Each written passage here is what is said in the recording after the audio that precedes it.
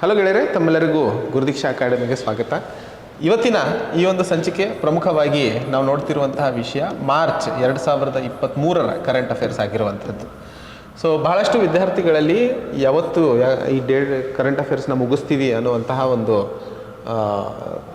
ಆಲೋಚನೆ ಮತ್ತು ಸನ್ನಿವೇಶಗಳು, ಕ್ವೆಶನ್ಸ್ಗಳು ಇದ್ದಾವೆ.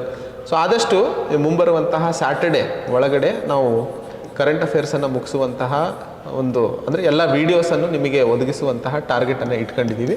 ಸೊ ಮುಂದಿನ ಸ್ಯಾಟರ್ಡೆ ಒಳಗಡೆ ನಿಮಗೆ ಎಲ್ಲ ವೀಡಿಯೋಸನ್ನು ಒದಗಿಸಿದಂತಹ ಸಂದರ್ಭದಲ್ಲಿ ಅದ್ರ ಜೊತೆಗೆ ಮೆಟೀರಿಯಲ್ಸನ್ನು ಸಹ ಕೊಡುವಂತಹ ವ್ಯವಸ್ಥೆಯನ್ನು ಮಾಡ್ತೀನಿ. ಸೊ ಮೆಟೀರಿಯಲ್ಸ್ ಜೊತೆಗೆ ನಾನು ಜಾಸ್ತಿ ನಿಮಗೆ ಸ್ಟ್ರೆಸ್ ಮಾಡಿ ಹೇಳುವಂಥದ್ದು ವೀಡಿಯೋಸ್ ನೋಡಿಬಿಡಿ.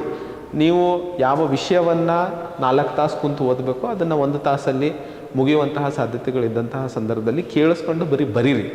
ಬರೆದಂತಹ ಸಂದರ್ಭದಲ್ಲಿ ನಿಮ್ದು ಅರ್ಧ ಕೆಲಸ 90% ಕೆಲಸ ಮುಗಿದೋಗುತ್ತೆ. ಸೊ ಆ ಒಂದು ನಿಟ್ಟಿನಲ್ಲಿ ದಯವಿಟ್ಟು ಬರೀರಿ.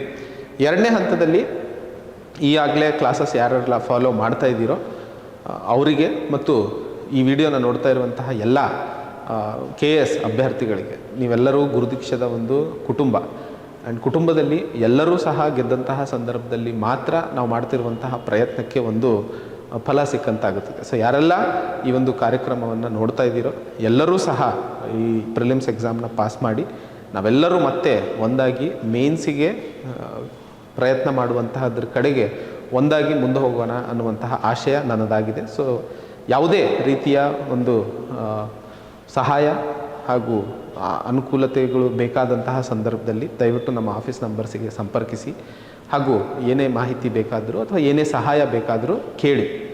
ನನಗೆ ನನ್ನ ಒಂದು ಗುರುಗಳು ಹೇಳಿದಂತಹ ಮಾತು ಜೀವನದಲ್ಲಿ ಯಾರಾದರೂ ಒಬ್ಬ ವ್ಯಕ್ತಿ ಸಹಾಯವನ್ನು ಕೇಳ್ತಾ ಇದ್ದಾನೆ ಅಂತಂದರೆ ಅವನು ಬಲಿಷ್ಠ ಇದ್ದಾನೆ ಅಥವಾ ವೀಕ್ ಇದ್ದಾನೆ ಅಥವಾ ಅವನು ಸೋತಿದ್ದಾನೆ ಅಥವಾ ಅವನು ಯಾವುದೋ ಉಪಯೋಗ ಇಲ್ಲದಿರೋನು ಅಂತ ಯೋಚನೆ ಮಾಡಬಾರ್ದು.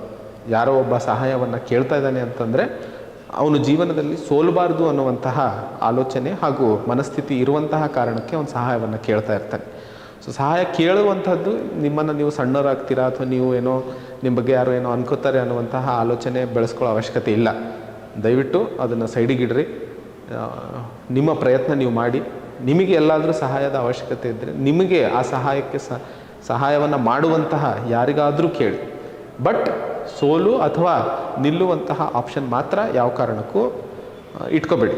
ಸೊ ಆ ಒಂದು ನಿಟ್ಟಿನಲ್ಲಿ ಹೇಳುತ್ತಾ ಇವತ್ತಿನ ಈ ಒಂದು ಕರೆಂಟ್ ಅಫೇರ್ಸ್ ಸೆಷನನ್ನು ಸ್ಟಾರ್ಟ್ ಮಾಡೋಣ. ಸೊ ಇವತ್ತಿನ ಮೊದಲನೆಯ ಟಾಪಿಕ್ ಸ್ಕೈ ಕ್ಯಾನ್ವಾಸ್ ಪ್ರಾಜೆಕ್ಟ್ ಅಂತ ಹೇಳಿ. ಸೊ ನಿಮಗೆ ಎಕ್ಸಾಮಿನೇಷನಲ್ಲಿ ಏನಿದು ಸ್ಕೈ ಕ್ಯಾನ್ವಾಸ್ ಪ್ರಾಜೆಕ್ಟ್ ಅಥವಾ ಯಾವ ರಾಷ್ಟ್ರ ಮಾಡ್ತಾ ಇದೆ ಅನ್ನುವಂತಹ ಪ್ರಶ್ನೆಗಳು ಬರುವಂತಹ ಸಾಧ್ಯತೆಗಳಿದಾವೆ. ಸೊ ಮೊದಲನೇದಾಗಿ ಈ ಒಂದು ಪ್ರಾಜೆಕ್ಟನ್ನು ಮಾಡ್ತಾ ಇರುವಂಥದ್ದು Tokyo based space company. So Tokyo based space company ಅಂತಂದಾಗ ಇದು ಜಪಾನ್ ರಾಷ್ಟ್ರದಲ್ಲಿ ಮಾಡ್ತಾ ಇರುವಂತಹ ಕಾರ್ಯಕ್ರಮ ಆಗಿದೆ ಅನ್ನುವಂಥದ್ದು ನಿಮಗೆ ನೆನಪಿಟ್ಕೋಬೇಕಾಗಿರುವಂಥದ್ದು. ಎರಡನೇ ಹಂತದಲ್ಲಿ ಇದು ಪ್ರಪಂಚದ ಮೊದಲ worlds first artificial meteor shower ಅಂತಲೇ ಕರಿಬಹುದು. ಸೊ ಆರ್ಟಿಫಿಷಿಯಲ್ ಆಗಿ ಮೀಟಿಯರ್ ಶವರನ್ನು ಮಾಡುವಂತಹ ಪ್ರಯತ್ನಗಳನ್ನು ಇಲ್ಲಿ ನಡೆಸಲಾಗ್ತಿರುವಂಥದ್ದು. ಶವರ್ ಅಂತಂದರೆ ನಿಮ್ಮ ಸ್ನಾನ ಮಾಡಬೇಕಾದ್ರೆ ಶವರಲ್ಲಿ ಹೆಂಗೆ ನೀರು ಬರುತ್ತೋ ಅದೇ ರೀತಿಯಲ್ಲಿ ಮೀಟಿಯಾರ್ಸನ್ನು ಭೂಮಿಗೆ ತರುವಂಥದ್ದು. ಮೀಟಿಯಾರ್ಸ್ ಅಂದರೆ ಏನು? ಬಾಹ್ಯಾಕಾಶದಲ್ಲಿ ಒಂದಿಷ್ಟು ಕಲ್ಲಿನ ಅಂಶಗಳು ಓಡಾಡ್ತಾ ಇದ್ದಂತಹ ಸಂದರ್ಭದಲ್ಲಿ ಒಂದೊಂದು ಸರಿ ಭೂಮಿಯ ಒಂದು ವಾತಾವರಣಕ್ಕೆ ಎಂಟ್ರಿ ಹೊಡೆದಂತಹ ಸಂದರ್ಭದಲ್ಲಿ ಆ ಒಂದು ಘರ್ಷಣೆಯಿಂದ ಫ್ರಿಕ್ಷನ್ನಿಂದಾಗಿ ಆ ಒಂದು ಕಲ್ಲುಗಳು ಸುಟ್ಟು ಒಂದು ರೀತಿಯ ಫ್ಲ್ಯಾಶಸ್ ಥರ ಕಾಣಿಸ್ತವೆ. ಅವುಗಳನ್ನು ನಾವು ಮೀಟಿಯಾರ್ಸ್ ಅಂತ ಹೇಳ್ತೀವಿ. ಭಾಳಷ್ಟು ಸರಿ ಈ ಮೀಟಿಯಾರ್ಸ್ಗಳು ಆಕಾಶದಲ್ಲೇ ಸುಟ್ಟು ಹೋಗ್ತಾವೆ. ಆದರೆ ಕೆಲವೊಂದು ಸರಿ ಅರ್ಧಂಬರ್ಧ ಸುಟ್ಟಿದಂತಹ ಕಲ್ಲುಗಳು ಭೂಮಿಗೆ ಬಂದು ಬೀಳ್ತಾವೆ. ಈ ಮೀಟಿಯಾರ್ಸ್ಗಳು ಯಾಕೆ ಬಹಳ ಪ್ರಮುಖವಾಗಿದ್ದಾವೆ ಅನ್ನುವಂಥದ್ದನ್ನು ನಾವು ಬಾಹ್ಯಾಕಾಶ ಸೈನ್ಸ್, ಸ್ಪೇಸ್ ಸೈನ್ಸ್ ಅಂತ ಏನು ಕರಿತೀವೋ ಅದರಲ್ಲಿ ಓದಂತಹ ಸಂದರ್ಭದಲ್ಲಿ ಈ ಮೀಟಿಯಾರ್ಸ್ಗಳು ಪ್ರಮುಖವಾಗಿ ಭೂಮಿಯ ಉಗಮಕ್ಕೆ ಸಂಬಂಧಿಸಿದಂತೆ ಹಾಗೂ ಬೇರೆ ಗ್ರಹಗಳ ಮೇಲೆ ಇರುವಂತಹ ಒಂದಿಷ್ಟು ಮೆಟೀರಿಯಲ್ಸ್ಗಳ ಬಗ್ಗೆ ಅಧ್ಯಯನ ಮಾಡೋದಕ್ಕೆ ಬಹಳ ಉಪಯುಕ್ತಕರವಾಗಿರುವಂಥದ್ದು. ಸೊ ಆ ಒಂದು ನಿಟ್ಟಿನಲ್ಲಿ ಮೀಟಿಯಾರ್ಸ್ ಓದ್ತಿದ್ವಿ. ಈಗ ಈ ಟೋಕಿಯೋ ಬೇಸ್ಡ್ ಕಂಪನಿ ಈ ಆರ್ಟಿಫಿಷಿಯಲ್ ಮೀಟಿಯಾರ್ಸ್ನ ಯಾಕೆ ಮಾಡಬೇಕು ಅನ್ಕೊತಾ ಇದೆ ಅಂತಂದಾಗ, ನೀವು ಭೂಮಿಯಿಂದ ಮೇಲ್ಗಡೆ ಹೋದಂಗೆಲ್ಲ ನಾವು ಒಂದಿಷ್ಟು ಡಿವಿಷನ್ಸ್ಗಳನ್ನು ಮಾಡಿದ್ದೀವಿ. ಈಗ ಉದಾಹರಣೆಗೆ ಮೊದಲನೇದಾಗಿ ಭೂಮಿಯಿಂದ 10 ಕಿಲೋಮೀಟರ್ ಮೇಲ್ಗಡೆವರೆಗೂ ಟ್ರೋಪೋಸ್ಪಿಯರ್ ಅಂತ ಕರಿತೀವಿ. ಟ್ರೋಪೋಸ್ಪಿಯರ್ ಮೇಲ್ಗಡೆ ಸ್ಟ್ರಾಟೋಸ್ಪಿಯರ್. ಪ್ರಮುಖವಾಗಿ ನಮ್ಮ ಏರೋಪ್ಲೇನ್ಗಳೆಲ್ಲ ಎಲ್ಲಿ ಹಾರಾಟ ಮಾಡ್ತವೆ ಅಂತಂದರೆ ಸ್ಟ್ರಾಟೋಸ್ಪಿಯರಲ್ಲಿ ಹಾರಾಟ ಮಾಡ್ತವೆ. ಯಾಕೆ? ಇಲ್ಲಿ ಮೊದಲನೇದಾಗಿ ಮೋಡಗಳಿರೋದಿಲ್ಲ. ಸೊ ಪ್ಯೂರ್ಲಿ ಕ್ಲಿಯರ್ ಇರುತ್ತೆ. ಸೊ ಮೋಡಗಳ ಮೇಲೆ ಯಾವಾಗಲೂ ನೀವೇನಾದರೂ ಫ್ಲೈಟಲ್ಲಿ ಹೋದರೆ ನೀವು ನೋಡ್ತೀರಾ, ಮೋಡಗಳ ಮೇಲೆ ಹಾರಾಡ್ತಾ ಇರುತ್ತೆ ಪ್ಲೇನ್, ಬಿಕಾಸ್ ವಿಸಿಬಿಲಿಟಿ ಇರುತ್ತೆ. ಆ್ಯಂಡ್ ಈ ಸ್ಟ್ರಾಟೋಸ್ಪಿಯರಲ್ಲಿ ಪ್ರಮುಖವಾಗಿ ವಾತಾವರಣದಲ್ಲಿನ ವ್ಯತ್ಯಾಸಗಳು ಬಹಳ ಕಡಿಮೆ. ಆ ಕಾರಣಕ್ಕೆ ಸ್ಟೇಬಲ್ ಆಗಿ ಪ್ಲೇನ್ ಹಾರಾಡೋದಕ್ಕೆ ಈಸಿ ಆಗುತ್ತೆ. ಸೊ ಅದಕ್ಕೋಸ್ಕರ ನೀವೇನಾದರೂ ಪ್ಲೇನಲ್ಲಿ ಹಾರಾಟ ಮಾಡಿದಾಗ ಹತ್ತಬೇಕಾದ್ರೆ ಇಳಿಬೇಕಾದ್ರೆ ಪ್ಲೇನ್ ಸ್ವಲ್ಪ ಅಗಲಾಡೋ ಚಾನ್ಸಸ್ ಇರ್ತವೆ. ಬಟ್ ಹಾರಾಟ ಮಾಡ್ತಾ ಇದ್ದಂತಹ ಸಂದರ್ಭದಲ್ಲಿ ಸ್ಟ್ಯಾಗ್ನೇಟಾಗಿ ಹಾರ್ತಾ ಇರುತ್ತೆ. ಸೊ ಟ್ರೋಪೋಸ್ಪಿಯರ್, ಸ್ಟ್ರಾಟೋಸ್ಪಿಯರ್, ಅದಾದಮೇಲೆ ಮೀಸೋಸ್ಪಿಯರ್, ಅದಾದಮೇಲೆ ಥರ್ಮೋಸ್ಫಿಯರ್, ಅದಾದಮೇಲೆ ಎಕ್ಸೋಸ್ಪಿಯರ್.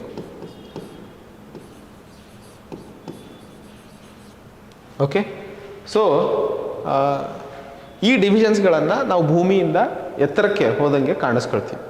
ಈಗ ಈ ಸ್ಕೈ ಕ್ಯಾನ್ವಾಸ್ ಪ್ರಾಜೆಕ್ಟ್ನ ಮೂಲ ಉದ್ದೇಶ ಈ ಮೀಸೋಸ್ಪಿಯರ್ನ ಒಂದಿಷ್ಟು ಅಧ್ಯಯನವನ್ನು ಮಾಡುವಂಥದ್ದು ಪ್ರಮುಖವಾದಂತಹ ಉದ್ದೇಶ. ಅದಕ್ಕೋಸ್ಕರ ಇದನ್ನು ಮಾಡ್ತಾ ಇದ್ವಿ.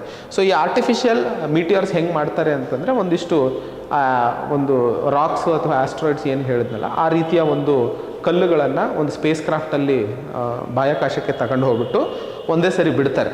ಸೊ ದಟ್ ಅವು ಭೂಮಿಗೆ ಎಂಟರ್ ಆದಂತಹ ಸಂದರ್ಭದಲ್ಲಿ ಮೀಸೋಸ್ಪಿಯರ್ನ ಸಂಬಂಧಿತ ಈ ಒಂದು ಭಾಗದ ಸಂಬಂಧಿತ ಅಧ್ಯಯನವನ್ನು ಮಾಡೋದಕ್ಕೋಸ್ಕರ ಅನುಕೂಲ ಆಗುತ್ತೆ ಅನ್ನುವಂಥದ್ದು ಈ ಪ್ರಾಜೆಕ್ಟ್ನ ಮೂಲ ಉದ್ದೇಶ. ಇದಲ್ಲದೆ ಈ ಮೀಸೋಸ್ಪಿಯರ್ ಮತ್ತು ಥರ್ಮೋಸ್ಪಿಯರ್ ನಡುವೆ ಇರುವಂತಹ ಒಂದು, ನೀವು ಜೋಗ್ರಫಿಯಲ್ಲಿ ಓದಿರ್ತೀರ, ಮೀಸೋಸ್ಪಿಯರ್ ಮತ್ತು ಥರ್ಮೋಸ್ಪಿಯರ್ನ ನಡುವೆ ಇರುವಂತಹ ಭಾಗವನ್ನು ಮೀಸೋಪಾಸ್ ಅಂತಲೇ ಕರಿತೀವಿ. ಮೀಸೋಪಾಸ್. ಸೊ ಈ ಮೀಸೋಪಾಸ್ ಅನ್ನುವಂಥದ್ದು ಥರ್ಮೋಸ್ಪಿಯರ್ ಮತ್ತು ಮೀಸೋಸ್ಪಿಯರ್ ಲೇಯರ್ಸನ್ನು ಭೂಮಿಯಿಂದ ಮೇಲೆ ಹೋದಂಗೆಲ್ಲ ಈ ಒಂದು ಲೇಯರ್ಸ್ಗಳನ್ನು ನಾವು ಕಾಣಿಸ್ಕೊಳ್ತೀವಿ. ನೆನ್ಪಿಟ್ಕೊಳ್ಳಿ, ಈ ಆರ್ಡರಲ್ಲಿ ನೆನ್ಪಿಟ್ಕೊಂಡಂತಹ ಸಂದರ್ಭದಲ್ಲಿ, ಬಿಕಾಸ್ ಒಂದೊಂದ್ಸರಿ ಆರ್ಡರ್ಸು ಕೇಳ್ತಾರೆ. ಅದಕ್ಕೋಸ್ಕರ ಜೋಗ್ರಫಿಯ ಬಹಳ ಪ್ರಮುಖವಾದಂತಹ ಕಾನ್ಸೆಪ್ಟು ಕರೆಂಟ್ ಅಫೇರ್ಸಲ್ಲಿ ಈ ಸ್ಕೈಸ್ ಕ್ಯಾನ್ವಾಸ್ ಪ್ರಾಜೆಕ್ಟ್ನ ಬಗ್ಗೆ ನೆನ್ಪಿಟ್ಕೊಳ್ಳಿ. ಓಕೆ. ನೆಕ್ಸ್ಟ್, ಈಗ ಮೀಸೋಸ್ಪಿಯರ್ ಸಂಬಂಧಿತ ಚರ್ಚೆ ಮುಗೀತು. Next GSAT 7B. GSAT 7B ಅನ್ನುವಂಥದ್ದು ಭಾರತದ ಇಸ್ರೋ ಜೊತೆಯಲ್ಲಿ ಮಿನಿಸ್ಟ್ರಿ ಆಫ್ ಡಿಫೆನ್ಸ್ ಒಂದು ಅಗ್ರಿಮೆಂಟನ್ನು ಮಾಡಿಕೊಂಡಿದೆ. ಸೊ ಭಾರತದ ಇಸ್ರೋ ಜೊತೆಯಲ್ಲಿ ಅಂದರೆ ಇಸ್ರೋ ಅವ್ರ ಜೊತೆ ಅಗ್ರಿಮೆಂಟ್ ಮಾಡಲ್ಲ, ಇಸ್ರೋದ ಒಂದು ಕಮರ್ಷಿಯಲ್ ಅಂಗವಾದಂತಹ ನ್ಯೂ ಸ್ಪೇಸ್ ಇಂಡಿಯಾ ಲಿಮಿಟೆಡ್, ಭಾಳ ಇಂಪಾರ್ಟೆಂಟು, ಇದನ್ನು ನೆನ್ಪಿಟ್ಕೊಳ್ಳಿ, new space India limited. So ಇದು ಕಮರ್ಷಿಯಲ್ ಸ್ಪೇಸ್ ಆರ್ಗನೈಸೇಷನ್ ಆಗಿರುವಂತಹ ಸಂದರ್ಭದಲ್ಲಿ ಅವ್ರು ಹೋಗಿ ಮಾರಾಟ ಮಾಡೋಕ್ಕಾಗಲ್ಲ, ನಮ್ಮ ಪ್ರಾಡಕ್ಟ್ಸ್ನ ತಗೊಳ್ಳಿ ಅಂಥೇಳಿ. ಸೊ ಅವರ ಒಂದು ಪ್ರಾಡಕ್ಟ್ಸನ್ನು ಮಾರಾಟ ಮಾಡುವಂತಹ ನಿಟ್ಟಿನಲ್ಲಿ ಈ ನ್ಯೂ ಸ್ಪೇಸ್ ಇಂಡಿಯಾ ಲಿಮಿಟೆಡನ್ನು ಒಂದು ಕಮರ್ಷಿಯಲ್ ಆರ್ಮ್ ಆಗಿ, ಅಂದರೆ ಸೇಲ್ಸ್ ನೋಡ್ಕೋತಾರೆ ಅವರು, ನಮ್ಮ ಟೆಕ್ನಾಲಜಿಯನ್ನು ಬೇರೆ ರಾಷ್ಟ್ರಗಳಿಗೆ ಮಾರಾಟ ಮಾಡುವಂತಹ ಕೆಲಸವನ್ನು. ಅದೇ ರೀತಿಯಲ್ಲಿ ಈಗ ಮಿನಿಸ್ಟ್ರಿ ಆಫ್ ಡಿಫೆನ್ಸಿಗೆ ಒಂದು GSAT 7B ಅನ್ನುವಂತಹ ಸ್ಯಾಟಲೈಟ್ನ ಅವಶ್ಯಕತೆ ಇತ್ತು. ಅದಕ್ಕೋಸ್ಕರ ಡಿಫೆನ್ಸ್ ಅವರು ನ್ಯೂ ಸ್ಪೇಸ್ ಇಂಡಿಯಾ ಜೊತೆಯಲ್ಲಿ ಒಂದು ಅಗ್ರಿಮೆಂಟ್ ಮಾಡ್ಕೊಂಡಿದ್ದಾರೆ. ಇಸ್ರೋದು ಒಂದು GSAT 7B ಅನ್ನುವಂತಹ ಸ್ಪೇಸ್ ಸ್ಯಾಟಲೈಟ್ ನಮಗೆ ಬೇಕು ಅನ್ನುವಂತಹ ವಿಷಯಕ್ಕೆ ಸಂಬಂಧಿಸಿದಂತೆ. ಆ್ಯಂಡ್ ಈ ಕಮರ್ಷಿಯಲ್ ಆರ್ಮಿಗೆ ಸಂಬಂಧಿಸಿದಂತೆ ಮಾತಾಡಿದಾಗ ಇದೇ ಇಸ್ರೋದು ಇನ್ನೊಂದು ಪ್ರಮುಖವಾದಂತಹ ಆ್ಯಂಡ್ ಈ ಒಂದು ಸಂದರ್ಭದಲ್ಲಿ ನೆನ್ಪಿಟ್ಕೊಳ್ಳಿ, ಮಿಟರಾಲಜಿ ಅಂದರೆ ಕ್ಲೈಮೇಟು, ವೆದರು, ಇವುಗಳಿಗೆ ಸಂಬಂಧಿಸಿದಂತೆ ಏನು ಬದಲಾವಣೆಗಳು ಆಗ್ತಿದ್ದಾವೆ ಅನ್ನುವಂತಹ ಅಧ್ಯಯನವನ್ನು ಮೆಟ್ರಾಲಜಿಕಲ್ ಡಿಪಾರ್ಟ್ಮೆಂಟ್ ಅಥವಾ ಮೆಟ್ರಾಲಜಿ ಅಂತ ಕರಿತೀವಿ. ಸೊ ಈ ಮೆಟ್ರಾಲಜಿ ಮತ್ತು ಕಮ್ಯುನಿಕೇಷನಿಗೆ ಸಂಬಂಧಿಸಿದಂತೆ ಯಾವುದೇ ಉಪಗ್ರಹವನ್ನು ಬಾಹ್ಯಾಕಾಶದಲ್ಲಿ ಹಾರಾಟ ಮಾಡಿದಂತಹ ಸಂದರ್ಭದಲ್ಲಿ ಅದನ್ನು ಜಿಯೋ ಸ್ಟೇಷನರಿ ಆರ್ಬಿಟಲ್ಲೇ ಕೂರಿಸ್ತಾರೆ. ಸೊ ಅದೇ ರೀತಿಯಲ್ಲಿ ಈ ಒಂದು GSAT 7B ಅನ್ನು ಸಹ ಕಮ್ಯುನಿಕೇಷನ್ ಸ್ಯಾಟಲೈಟ್ ಆಗಿರುವಂತಹ ಸಂದರ್ಭದಲ್ಲಿ ಜಿಯೋ ಸ್ಟೇಷನರಿ ಆರ್ಬಿಟಲ್ ಕುಂದಿರಿಸ್ತಾರೆ. ಆ್ಯಂಡ್ ಇದು ಇಂಡಿಯನ್ ಆರ್ಮಿಗೆ ಒಂದಿಷ್ಟು ಅನುಕೂಲತೆಯನ್ನು ಮಾಡಿಕೊಡಲಿದೆ ಅನ್ನುವಂಥದ್ದು. ಈ ಒಂದು GSAT 7Bಯ ಮುಂಚೆ GSAT 7 ಅನ್ನುವಂತಹ ಒಂದು ಉಪಗ್ರಹವನ್ನು ಸಹ ಉಡಾವಣೆ ಮಾಡಲಾಗಿತ್ತು. ಅದರ ಇನ್ನೊಂದು ಹೆಸರು ರುಕ್ಮಿಣಿ ಅನ್ನುವಂಥದ್ದು. ಸೊ ಈ ರುಕ್ಮಿಣಿ ಅನ್ನುವಂಥದ್ದನ್ನು GSAT 7 ಅಂತ ಕರಿತಿದ್ವಿ, ನೆನ್ಪಿಟ್ಕೊಳ್ಳಿ, ಎಕ್ಸಾಮಿನೇಷನಲ್ಲಿ ಕೇಳಬಹುದು. ಇದು ಮೊದಲನೆಯ ಮಿಲಿಟರಿ ಸ್ಯಾಟಲೈಟ್ ಆಗಿತ್ತು. ಸೊ ಭಾರತದ ಮೊದಲನೇ ಮಿಲಿಟರಿ ಸ್ಯಾಟಲೈಟ್ ಯಾವುದು ಅಂತಂದರೆ GSAT-7 ಅಂತಲೂ ಹೇಳ್ಬೋದು, ಇಲ್ಲ ರುಕ್ಮಿಣಿ ಅಂತಲೂ ಹೇಳ್ಬೋದು. ನೀವು ಕನ್ಫ್ಯೂಸ್ ಆಗಬಾರ್ದು, ಅದಕ್ಕೋಸ್ಕರ ಎರಡನ್ನೂ ಸಹ ಹೇಳ್ತಾ ಇದ್ದೀನಿ. ಈ ಒಂದು ಉಪಗ್ರಹವನ್ನು 2013ರಲ್ಲಿ ಉಡಾವಣೆ ಮಾಡಲಾಗಿತ್ತು. ಪ್ರಮುಖವಾಗಿ ಎಲ್ಲಿಂದ ಮಾಡಿದ್ರು ಅಂತಂದರೆ ಫ್ರೆಂಚ್ ಗುಯಾನಾಯಿಂದ. ಭಾರತದ ಮತ್ತು ಶ್ರೀಹರಿಕೋಟ ಮತ್ತು ಅದನ್ನು ಹೇಳಬೇಡ್ರಿ. ಸೊ ಫ್ರೆಂಚ್ ಗುಯಾನಾ ಲಾಂಚಿಂಗ್ ಪ್ಯಾಡ್ ಇಂದ ಈ ಒಂದು ಮೊದಲನೆಯ ಉಪಗ್ರಹವನ್ನು, ಮಿಲಿಟರಿ ಉಪಗ್ರಹವನ್ನು ಉಡಾವಣೆ ಮಾಡಲಾಗಿತ್ತು. ಇದನ್ನು ಪ್ರಮುಖವಾಗಿ ಇಂಡಿಯನ್ ನೇವಿಗೆ ಸೀಮಿತವಾಗಿ ಮಾಡಿಲಾಗಿದೆ. ಸೊ ಇಂಡಿಯನ್ ನೇವಿಗೆ ಈ ಒಂದು ಉಪಗ್ರಹವನ್ನು ಒದಗಿಸಲಾಗಿರುವಂಥದ್ದು. ಎರಡನೇ ಹಂತದಲ್ಲಿ GSAT-7A, ಇದು ಸಹ ಒಂದು ಕಮ್ಯುನಿಕೇಷನ್ ಸ್ಯಾಟಲೈಟ್. ಇದನ್ನು ಇಂಡಿಯನ್ ಏರ್ಫೋರ್ಸಿಗೆ ಒದಗಿಸಲಾಗಿರುವಂತಹ ಒಂದು ಕಮ್ಯುನಿಕೇಷನ್ ಸ್ಯಾಟಲೈಟ್ ಆಗಿತ್ತು. ಈ ಒಂದು GSAT-7B ಏನು ಇವಾಗ ಇದೆಯಲ್ಲ, ಇದು ಇಂಡಿಯನ್ ಆರ್ಮಿಗೆ ಒದಗಿಸಲಾಗ್ತಾ ಇರುವಂಥದ್ದು. ಸೊ 3 ಡಿವಿಷನ್ಸಿಗೂ ಸಂಬಂಧಿಸಿದಂತೆ ಕಮ್ಯುನಿಕೇಷನ್ ಸ್ಯಾಟಲೈಟ್ಸ್ ಆಗಿ GSAT-7, GSAT-7A ಮತ್ತು GSAT-7B. 7 ಪ್ರಮುಖವಾಗಿ ಒದಗಿಸಿದಂಥದ್ದು ನೇವಿಗೆ, ರುಕ್ಮಿಣಿ ಅಂತಲೂ ಅದಕ್ಕೆ ಹೆಸರಿದೆ. 7A ಅನ್ನುವಂಥದ್ದು ಏರ್ಫೋರ್ಸಿಗೆ, 7B ಅನ್ನುವಂಥದ್ದು ಈಗೇನು ಮಾಡ್ಬೇಕು ಅನ್ಕೊಂತಿದ್ದಾರೆ ಅದು ಪ್ರಮುಖವಾಗಿ ಆರ್ಮ್ಡ್ ಫೋರ್ಸಸ್ಸಿಗೆ, ಇಂಡಿಯನ್ ಆರ್ಮಿಗೆ ಅನ್ನುವಂಥದ್ದನ್ನು ನೆನ್ಪಿಟ್ಕೊಳ್ಳಿ. ನೆಕ್ಸ್ಟ್ ಪ್ರಮುಖವಾಗಿರುವಂತಹ ಟಾಪಿಕ್ 2 ಇಲ್ಲಿ ಮಾತಾಡ್ತಿರುವಂಥದ್ದು, institute of cost accountants of India. Next Institute of Chartered Accountants of India. Institute of Chartered Accountants of India. C ಇವೆರಡರ ಹೆಸರನ್ನು ನೋಡಿದಾಗ ICAI ಮತ್ತು ICAI. ಸೊ ಈಗ ಇಲ್ಲಿ ಇರುವಂತಹ ಕರೆಂಟ್ ಅಫೇರ್ಸ್ ಇಶ್ಯೂ ಏನಪ್ಪ ಅಂತಂದರೆ, ಈ ICAI ಅನ್ನುವಂತಹ ಟ್ರೇಡ್ ಮಾರ್ಕ್ ಏನಿದೆಯಲ್ಲ, ಇದನ್ನು ಈ 2 ಸಂಸ್ಥೆಯವರು ಉಪಯೋಗಿಸ್ತಾ ಇದ್ರು. ಸೊ ಆ ಒಂದು ವಿವಾದಕ್ಕೆ ಸಂಬಂಧಿಸಿದಂತೆ ಪ್ರಮುಖವಾಗಿ ಈ ದೆಹಲಿ ಹೈಕೋರ್ಟ್ ಕೊಟ್ಟಂತಹ ತೀರ್ಪು ಇಲ್ಲಿ ಚರ್ಚೆ ಮಾಡ್ತಿರುವಂಥದ್ದು. ಸೊ ಒಟ್ಟಾರೆ ದೆಹಲಿ ಹೈಕೋರ್ಟ್ ಹೇಳಿರುವಂಥದ್ದು, ಈ ICAI ಅನ್ನುವಂತಹ ಟ್ರೇಡ್ ಮಾರ್ಕ್ ಏನಿದೆಯಲ್ಲ, ಇದನ್ನು institute of chartered accountants of India ಅನ್ನುವಂತಹ ಸಂಸ್ಥೆಯೇ ಬಳಸಬಹುದು, ಬೇರೆಯವರು ಬಳಸುವ ಅವಶ್ಯಕತೆ ಇಲ್ಲ, ಬಿಕಾಸ್ ಅದು ಅವರಿಗೆ ಸೇರಿರುವಂಥದ್ದು ಅನ್ನೋದನ್ನು ಹೇಳಿಲಾಗಿದೆ. ಆ ಒಂದು ಸಂದರ್ಭದಲ್ಲಿ institute of chartered accountants of India ಅನ್ನುವಂತಹ ಸಂಸ್ಥೆ ಒಂದು ಸ್ಟ್ಯಾಟ್ಯೂಟರಿ ಬಾಡಿ ಆಗಿರುತ್ತದೆ. ಸೊ ಯಾಕೆ ಇದನ್ನು ಸ್ಪೆಸಿಫಿಕಲಿ ಹೇಳ್ತಾ ಇದ್ದೀನಿ ಅಂತಂದರೆ, ಒಂದು ಕಾನೂನಿನ ಆಧಾರದ ಮೇಲೆ ರಚಿಸಿದಂತಹ ಬಾಡಿಯನ್ನು ಸ್ಟ್ಯಾಟ್ಯೂಟರಿ ಬಾಡಿ ಅಂತೀವಿ. ಅಂದರೆ ಇನ್ಸ್ಟಿಟ್ಯೂಟ್ ಆಫ್ ಚಾರ್ಟರ್ಡ್ ಅಕೌಂಟೆಂಟ್ಸ್ ಅಥವಾ ಚಾರ್ಟರ್ಡ್ ಅಕೌಂಟೆಂಟ್ಸ್ ಆ್ಯಕ್ಟ್ 1949ನ ಆಧಾರದ ಮೇಲೆ. ಸೊ ಯಾವುದೇ ಒಂದು ಬಾಡಿ ಸ್ಟ್ಯಾಟ್ಯೂಟರಿ ಬಾಡಿ ಅಂತ ಹೇಳ್ತಾ ಇದ್ದಾರೆ ಅಂತಂದರೆ ಅದಕ್ಕೊಂದು ಕಾನೂನು ಇದ್ದೇ ಇರುತ್ತೆ. ಅದೇ ರೀತಿಯಲ್ಲಿ ಈ ಚಾರ್ಟರ್ಡ್ ಅಕೌಂಟೆಂಟ್ಸ್ ಆ್ಯಕ್ಟ್ 1949ನ ಆಧಾರದ ಮೇಲೆ ಈ ಒಂದು institute of chartered accountants of India ಅನ್ನುವಂತಹ ಸಂಸ್ಥೆ ರಚನೆ ಆಗಿದೆ. ಒಂದು ವೇಳೆ ಸ್ಟ್ಯಾಟ್ಯೂಟರಿ ಬಾಡಿ ಅಲ್ಲ ಅಂದರೆ ನಾನ್ ಸ್ಟ್ಯಾಟ್ಯೂಟರಿ ಬಾಡಿ ಅಂತ ಹೇಳಿ ಏನಾದರೂ ನಿಮ್ಮ ಎದುರಿಗೆ ಬಂದರೆ, ಆ ಒಂದು ಸಂದರ್ಭದಲ್ಲಿ ಯಾವುದೇ ಕಾನೂನಿನ ಆಧಾರ ಇಲ್ಲದೆ ರಚಿಸಿದಂತಹ ಸಂಸ್ಥೆಯನ್ನು ನಾನ್ ಸ್ಟ್ಯಾಟ್ಯೂಟರಿ ಬಾಡಿ ಅಂತ ಕರಿತೀವಿ. ಸೊ 1949ನಲ್ಲಿ ಈ ಬಾಡಿಯ ರಚನೆಯಾಗಿತ್ತು ಅನ್ನುವಂಥದ್ದನ್ನು ನೆನಪಿಟ್ಕೊಳ್ಳಿ. ಹಾಗೂ ಈ ಒಂದು ಸಂಸ್ಥೆಯು ಮಿನಿಸ್ಟ್ರಿ ಆಫ್ ಕಾರ್ಪೊರೇಟ್ ಅಫೇರ್ಸ್ನ ಅಡಿಯಲ್ಲಿ ತನ್ನ ಕಾರ್ಯವನ್ನು ನಿರ್ವಹಿಸುತ್ತೆ. So ministry of corporate affairs ಭಾಳ ಇಂಪಾರ್ಟೆಂಟು. ಸೊ ಈ ಫ್ಯಾಕ್ಟ್ಸ್ಗಳನ್ನೇ ನೀವು ಮೇಯ್ನಾಗಿ ಬರ್ಕೋಬೇಕಾಗಿರುವಂಥದ್ದು. ಸೊ ಆ ಒಂದು ಕಾರಣದಕ್ಕೆ ನಾನು ಕ್ಲೀನಾಗಿ ಅಥವಾ ಸಿಂಪಲ್ಲಾಗಿ ಬರೆಸ್ತಾ ಇರುವಂಥದ್ದು. ಇಲ್ಲಿ ಇರುವಂತಹ institute of cost accountants of India ಪ್ರಮುಖವಾಗಿ ಯಾವುದೇ ಒಂದು ಕಂಪನಿ ತನ್ನ ಅಕೌಂಟ್ಸ್ಗಳನ್ನು ಯಾವ ರೀತಿ ಮೇಂಟೈನ್ ಮಾಡಬೇಕು ಅನ್ನುವಂತಹ ವಿಷಯಕ್ಕೆ ಸಂಬಂಧಿಸಿದಂತೆ ಏನು ಪ್ರಿನ್ಸಿಪಲ್ಸ್ ಅಥವಾ ರೂಲ್ಸ್ಗಳನ್ನು ಒದಗಿಸುತ್ತೋ ಅದು institute of cost accountants of India ಅಂತಲೇ ಕರಿತೀವಿ. ಹಾಗೂ ಈ ಒಂದು ಸಂಸ್ಥೆಯು ಸಹ ಸ್ಟ್ಯಾಟ್ಯೂಟರಿ ಬಾಡಿ ಆಗಿರುತ್ತದೆ. ಸೊ ಸ್ಟ್ಯಾಟ್ಯೂಟರಿ ಬಾಡಿ ಆಗಿದೆ ಅಂತಂದರೆ ಆಬ್ವಿಯಸ್ಲಿ ಕಾನೂನು ಇರಬೇಕು. ಸೊ ಅದಕ್ಕೆ cost and work accountants act 1959. So cost and work accountants act 1959ನ ಆಧಾರದ ಮೇಲೆ institute of cost accountant of India ಅನ್ನುವಂಥದ್ದನ್ನು ಜಾರಿಗೆ ತರಲಾಗಿತ್ತು. ಇದು ಸಹ ಮಿನಿಸ್ಟ್ರಿ ಆಫ್ ಕಾರ್ಪೊರೇಟ್ ಅಫೇರ್ಸ್ ಕೆಳಗಡೆ ಕೆಲಸ ಮಾಡುತ್ತೆ. ಇದು ಚಾರ್ಟರ್ಡ್ ಅಕೌಂಟ್ಸು ಸಹ ಮಿನಿಸ್ಟ್ರಿ ಆಫ್ ಕಾರ್ಪೊರೇಟ್ ಅಫೇರ್ಸ್ನ ಕೆಳಗಡೆ ಕೆಲಸ ಮಾಡುವಂಥದ್ದು ಅನ್ನೋದನ್ನು ಪ್ರಮುಖವಾಗಿ ನೆನ್ಪಿಟ್ಕೊಳ್ಳಿ. ಎಕ್ಸಾಮಿನೇಷನಲ್ಲಿ ಇವು ಸ್ಟೇಟ್ಮೆಂಟ್ ಬೇಸ್ಡ್ ಕ್ವಶನ್ ಆಗಿ ಎದುರಿಗೆ ಬರುವಂತಹ ಸಾಧ್ಯತೆಗಳು ಇರ್ತವೆ. Next, piezo electric effect. Piezo electric effect. Piezo electric effect ಅನ್ನುವಂಥದ್ದು ಸಿಂಪಲ್ ಆಗಿ ಒಂದಿಷ್ಟು ವಸ್ತುಗಳು ನಮ್ಮ ಒಂದು ಸುತ್ತಮುತ್ತ ಇರ್ತವೆ. ಆ ವಸ್ತುಗಳ ಮೇಲೆ ಸ್ಟ್ರೆಸ್ ಬಿದ್ದಂತಹ, ಅಂದರೆ ಒಂದಿಷ್ಟು ಪ್ರೆಷರ್ ಬಿದ್ದಂತಹ ಸಂದರ್ಭದಲ್ಲಿ ಲೈಟನ್ನು ಎಮಿಟ್ ಮಾಡ್ತಾವೆ, ಅಂದರೆ ಲೈಟ್ ಹೊರ ಹಾಕ್ತವೆ. ಸೊ ಆ ರೀತಿಯ ವಸ್ತುಗಳನ್ನು ನಾವು, ಅಥವಾ ಆ ರೀತಿಯ ಒಂದು ಪ್ರಾಸೆಸನ್ನು ಪ್ರೈಸೋ ಎಲೆಕ್ಟ್ರಿಕ್ ಎಫೆಕ್ಟ್ ಅಂತ ಕರಿತೀವಿ. ಆಗಿರ್ತವೆ ಅಂದರೆ ಆ ಕ್ವಾಡ್ಸ್ ಅನ್ನೋದ್ರ ಮೇಲೆ ನೀವು ಒಂದಿಷ್ಟು ಪ್ರೆಷರ್ ಹಾಕಿದ ಕೂಡಲೇ ಅದು ಲೈಟನ್ನು ಎಮಿಟ್ ಮಾಡುತ್ತೆ.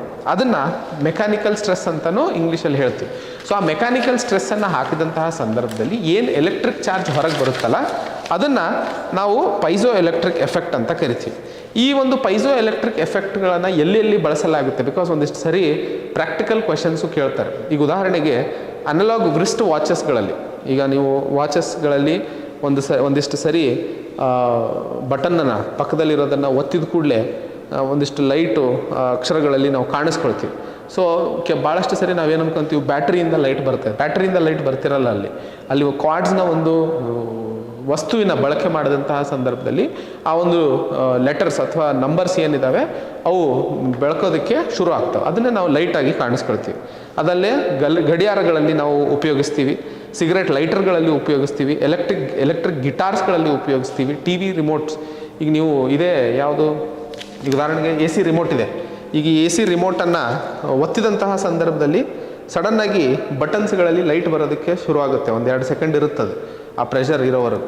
ಸೊ ಆ ಒಂದು ಏನು ಕಾಣಿಸ್ಕೊಳ್ತಾ ಇದ್ದೀವಿ, ಟಿ ವಿ ರಿಮೋಟ್ಸ್ ಅಥವಾ ಎ ಸಿ ರಿಮೋಟ್ಸ್, ಈ ರೀತಿಯ ವಸ್ತುಗಳಲ್ಲಿ ಎಲ್ಲೆಲ್ಲಿ ಮೆಕ್ಯಾನಿಕಲ್ ಸ್ಟ್ರೆಸ್ ಹಾಕಿದ ಕೂಡಲೇ ಲೈಟ್ ಬರೋ ಸಾಧ್ಯತೆಗಳಿರ್ತಾವೋ ಅದನ್ನೆಲ್ಲ ನಾವು ಪೈಜೋ ಎಲೆಕ್ಟ್ರಿಕ್ ಎಫೆಕ್ಟ್ನ ಅಡಿಯಲ್ಲಿ ಓದ್ತೀವಿ.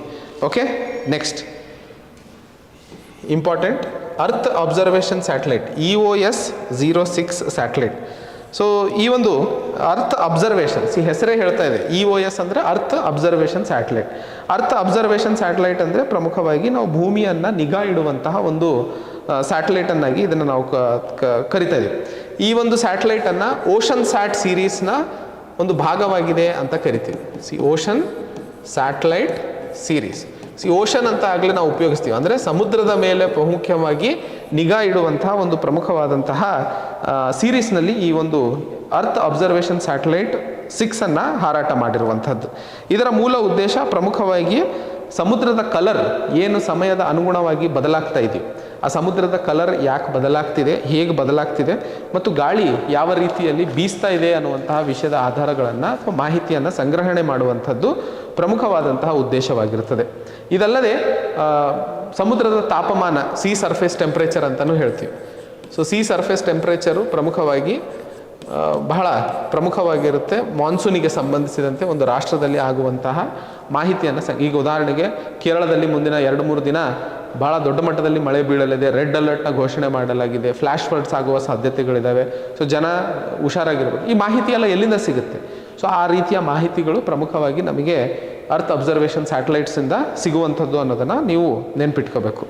ಓಕೆ, ನೆಕ್ಸ್ಟ್ ಅದರ ಆಬ್ಜೆಕ್ಟಿವ್ ನೆನ್ಪಿಟ್ಕೊಳ್ಳಿ, ಬಿಕಾಸ್ ಎಕ್ಸಾಮಿನೇಷನ್ EOS ಅಂತ ಅಷ್ಟೇ ಕೊಡ್ತಾರೆ, ನೀವು ಅದನ್ನು ಕನ್ಫ್ಯೂಸ್ ಆಗಬಾರ್ದು. Next marine national park. So ಎನ್ವೈರ್ಮೆಂಟಿಗೆ ಸಂಬಂಧಿಸಿದಂತೆ ಒಂದು ಪ್ರಮುಖವಾದಂತಹ ಕಾನ್ಸೆಪ್ಟ್ ಇದಾಗಿರುವಂಥದ್ದು. ಮೆರೈನ್ ನ್ಯಾಷನಲ್ ಪಾರ್ಕ್ ನಾವು ಎಲ್ಲಿ ಕಾಣಿಸ್ಕೊಳ್ತೀವಿ, ಅಥವಾ ಭಾರತದ ಮೊದಲನೇ ಮೆರೈನ್ ವೈಲ್ಡ್ ಲೈಫ್ ಸ್ಯಾಂಕ್ಚುರಿ ಅಥವಾ ಮೆರೈನ್ ನ್ಯಾಷನಲ್ ಪಾರ್ಕ್ ಎಲ್ಲಿದೆ ಅಂತ ನಿಮಗೆ ಪ್ರಶ್ನೆಗಳನ್ನು ಕೇಳಬಹುದು. ಸೊ ಭಾರತದ ಮೊದಲನೇ ಮೆರೈನ್ ನ್ಯಾಷನಲ್ ಪಾರ್ಕ್ ಇರುವಂಥದ್ದು ಗಲ್ಫ್ ಆಫ್ ಕಚ್ನಲ್ಲಿ. ಭಾಳ ಇಂಪಾರ್ಟೆಂಟು ಈ ಒಂದು ಟಾಪಿಕ್, ಅಥವಾ ಇದನ್ನು ಡೈರೆಕ್ಟಾಗಿ ನಿಮಗೆ ಕೇಳಬಹುದು.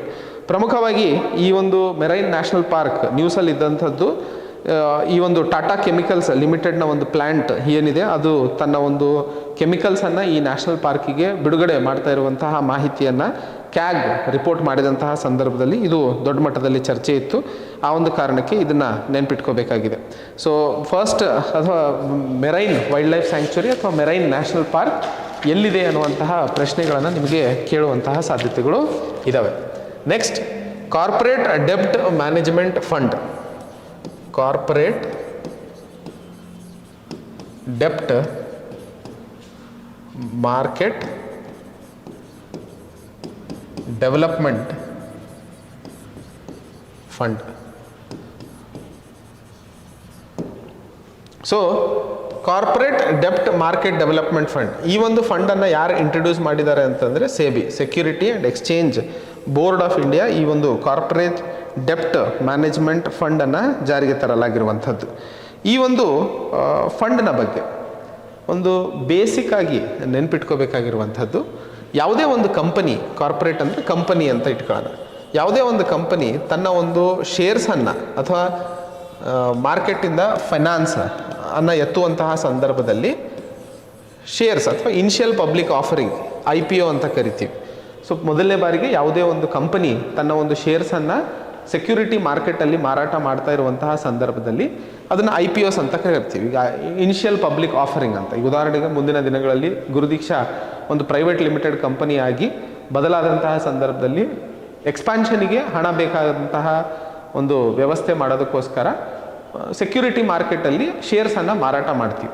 ಸೊ ಮೊದಲನೇ ಫಸ್ಟ್ ಟೈಮ್ ಶೇರ್ಸ್ ಏನಾದರೂ ಮಾರಾಟ ಮಾಡ್ತಾ ಇದ್ದರೆ ಅದನ್ನು ಇನಿಷಿಯಲ್ ಪಬ್ಲಿಕ್ ಆಫರಿಂಗ್ ಅಂತಲೇ ಕರಿತೀವಿ. ಸೊ ಈ ಒಂದು ಇನಿಷಿಯಲ್ ಪಬ್ಲಿಕ್ ಆಫರಿಂಗಲ್ಲಿ ಒಂದಿಷ್ಟು ಹಣ ಎತ್ತುವಂಥದ್ದು ಉದ್ದೇಶ. ಆದರೆ ಭಾಳಷ್ಟು ಸರಿ ಕಂಪನಿ ತನ್ನ ಹೆಸರನ್ನು ಚೆನ್ನಾಗಿ ಮಾಡ್ಕೊಳ್ಳದೇ ಇದ್ದಂತಹ ಸಂದರ್ಭದಲ್ಲಿ ಅಥವಾ ಚೆನ್ನಾಗಿ ಮಾರುಕಟ್ಟೆಗೆ ಗೊತ್ತಾಗದೇ ಇದ್ದಂತಹ ಸಂದರ್ಭದಲ್ಲಿ ತಾನು ಮಾಡಬಹುದಾದಂತಹ ಆರ್ಥಿಕವಾದಂತಹ ಟಾರ್ಗೆಟ್ ಏನಿರುತ್ತೆ ಅದು ರೀಚ್ ಮಾಡೋಕ್ಕೆ ಸಾಧ್ಯ ಆಗುತ್ತೆ. ಉದಾಹರಣೆಗೆ ಒಂದು 300 ಕೋಟಿ ಮಾಡಬೇಕು ಅಂತ ಅಂದ್ಕೊಂಡಿದ್ದೀವಿ. ಈಗ 300 ಕೋಟಿ ನಾವು ಮಾಡೋಕ್ಕಾಗಿಲ್ಲ, ಬರೀ 50 ಕೋಟಿ ಮಾಡಿದ್ದೀವಿ. 50 ಕೋಟಿ ಮಾಡಿದಂತಹ ಸಂದರ್ಭದಲ್ಲಿ ಕಂಪನಿ ತನ್ನ ಉದ್ದೇಶಗಳನ್ನು ಪೂರೈಸೋದಕ್ಕೆ ಸಾಕಾಗೋದಿಲ್ಲ.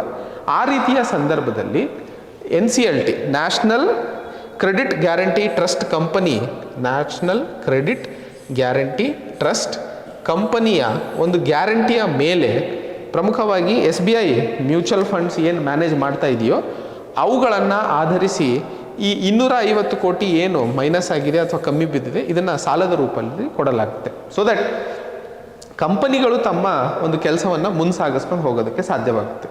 ಸೊ ಇದನ್ನು ಈ ಏನು ಹಿಂದುಗಡೆಯಿಂದ ಒಂದಿಷ್ಟು ಕಂಪನಿಗೆ ಸಹಾಯ ಮಾಡುವಂತಹ ಪ್ರಯತ್ನವನ್ನು ನಡೆಸಲಾಗ್ತಿದೆಯೋ ಇದನ್ನು ಬ್ಯಾಕ್ ಸ್ಟಾಪ್ ಫೆಸಿಲಿಟಿ ಅಂತಲೇ ಕರೀತಾರೆ ಇಂಗ್ಲೀಷಲ್ಲಿ. ಬ್ಯಾಕ್ ಸ್ಟಾಪ್ ಫೆಸಿಲಿಟಿ ನೆನ್ಪಿಟ್ಕೊಳ್ಳಿ, ಬಿಕಾಸ್ ಕ್ವೆಶನ್ಸ್ ನಿಮಗೆ ಇಂಗ್ಲೀಷು ಕನ್ನಡ ಎರಡರಲ್ಲೂ ಇರ್ತವೆ. ಸೊ ಆ ಒಂದು ಕಾರಣಕ್ಕೆ ಇದನ್ನು ಹಿಂಬಾಗಿಲಿನ ಒಂದು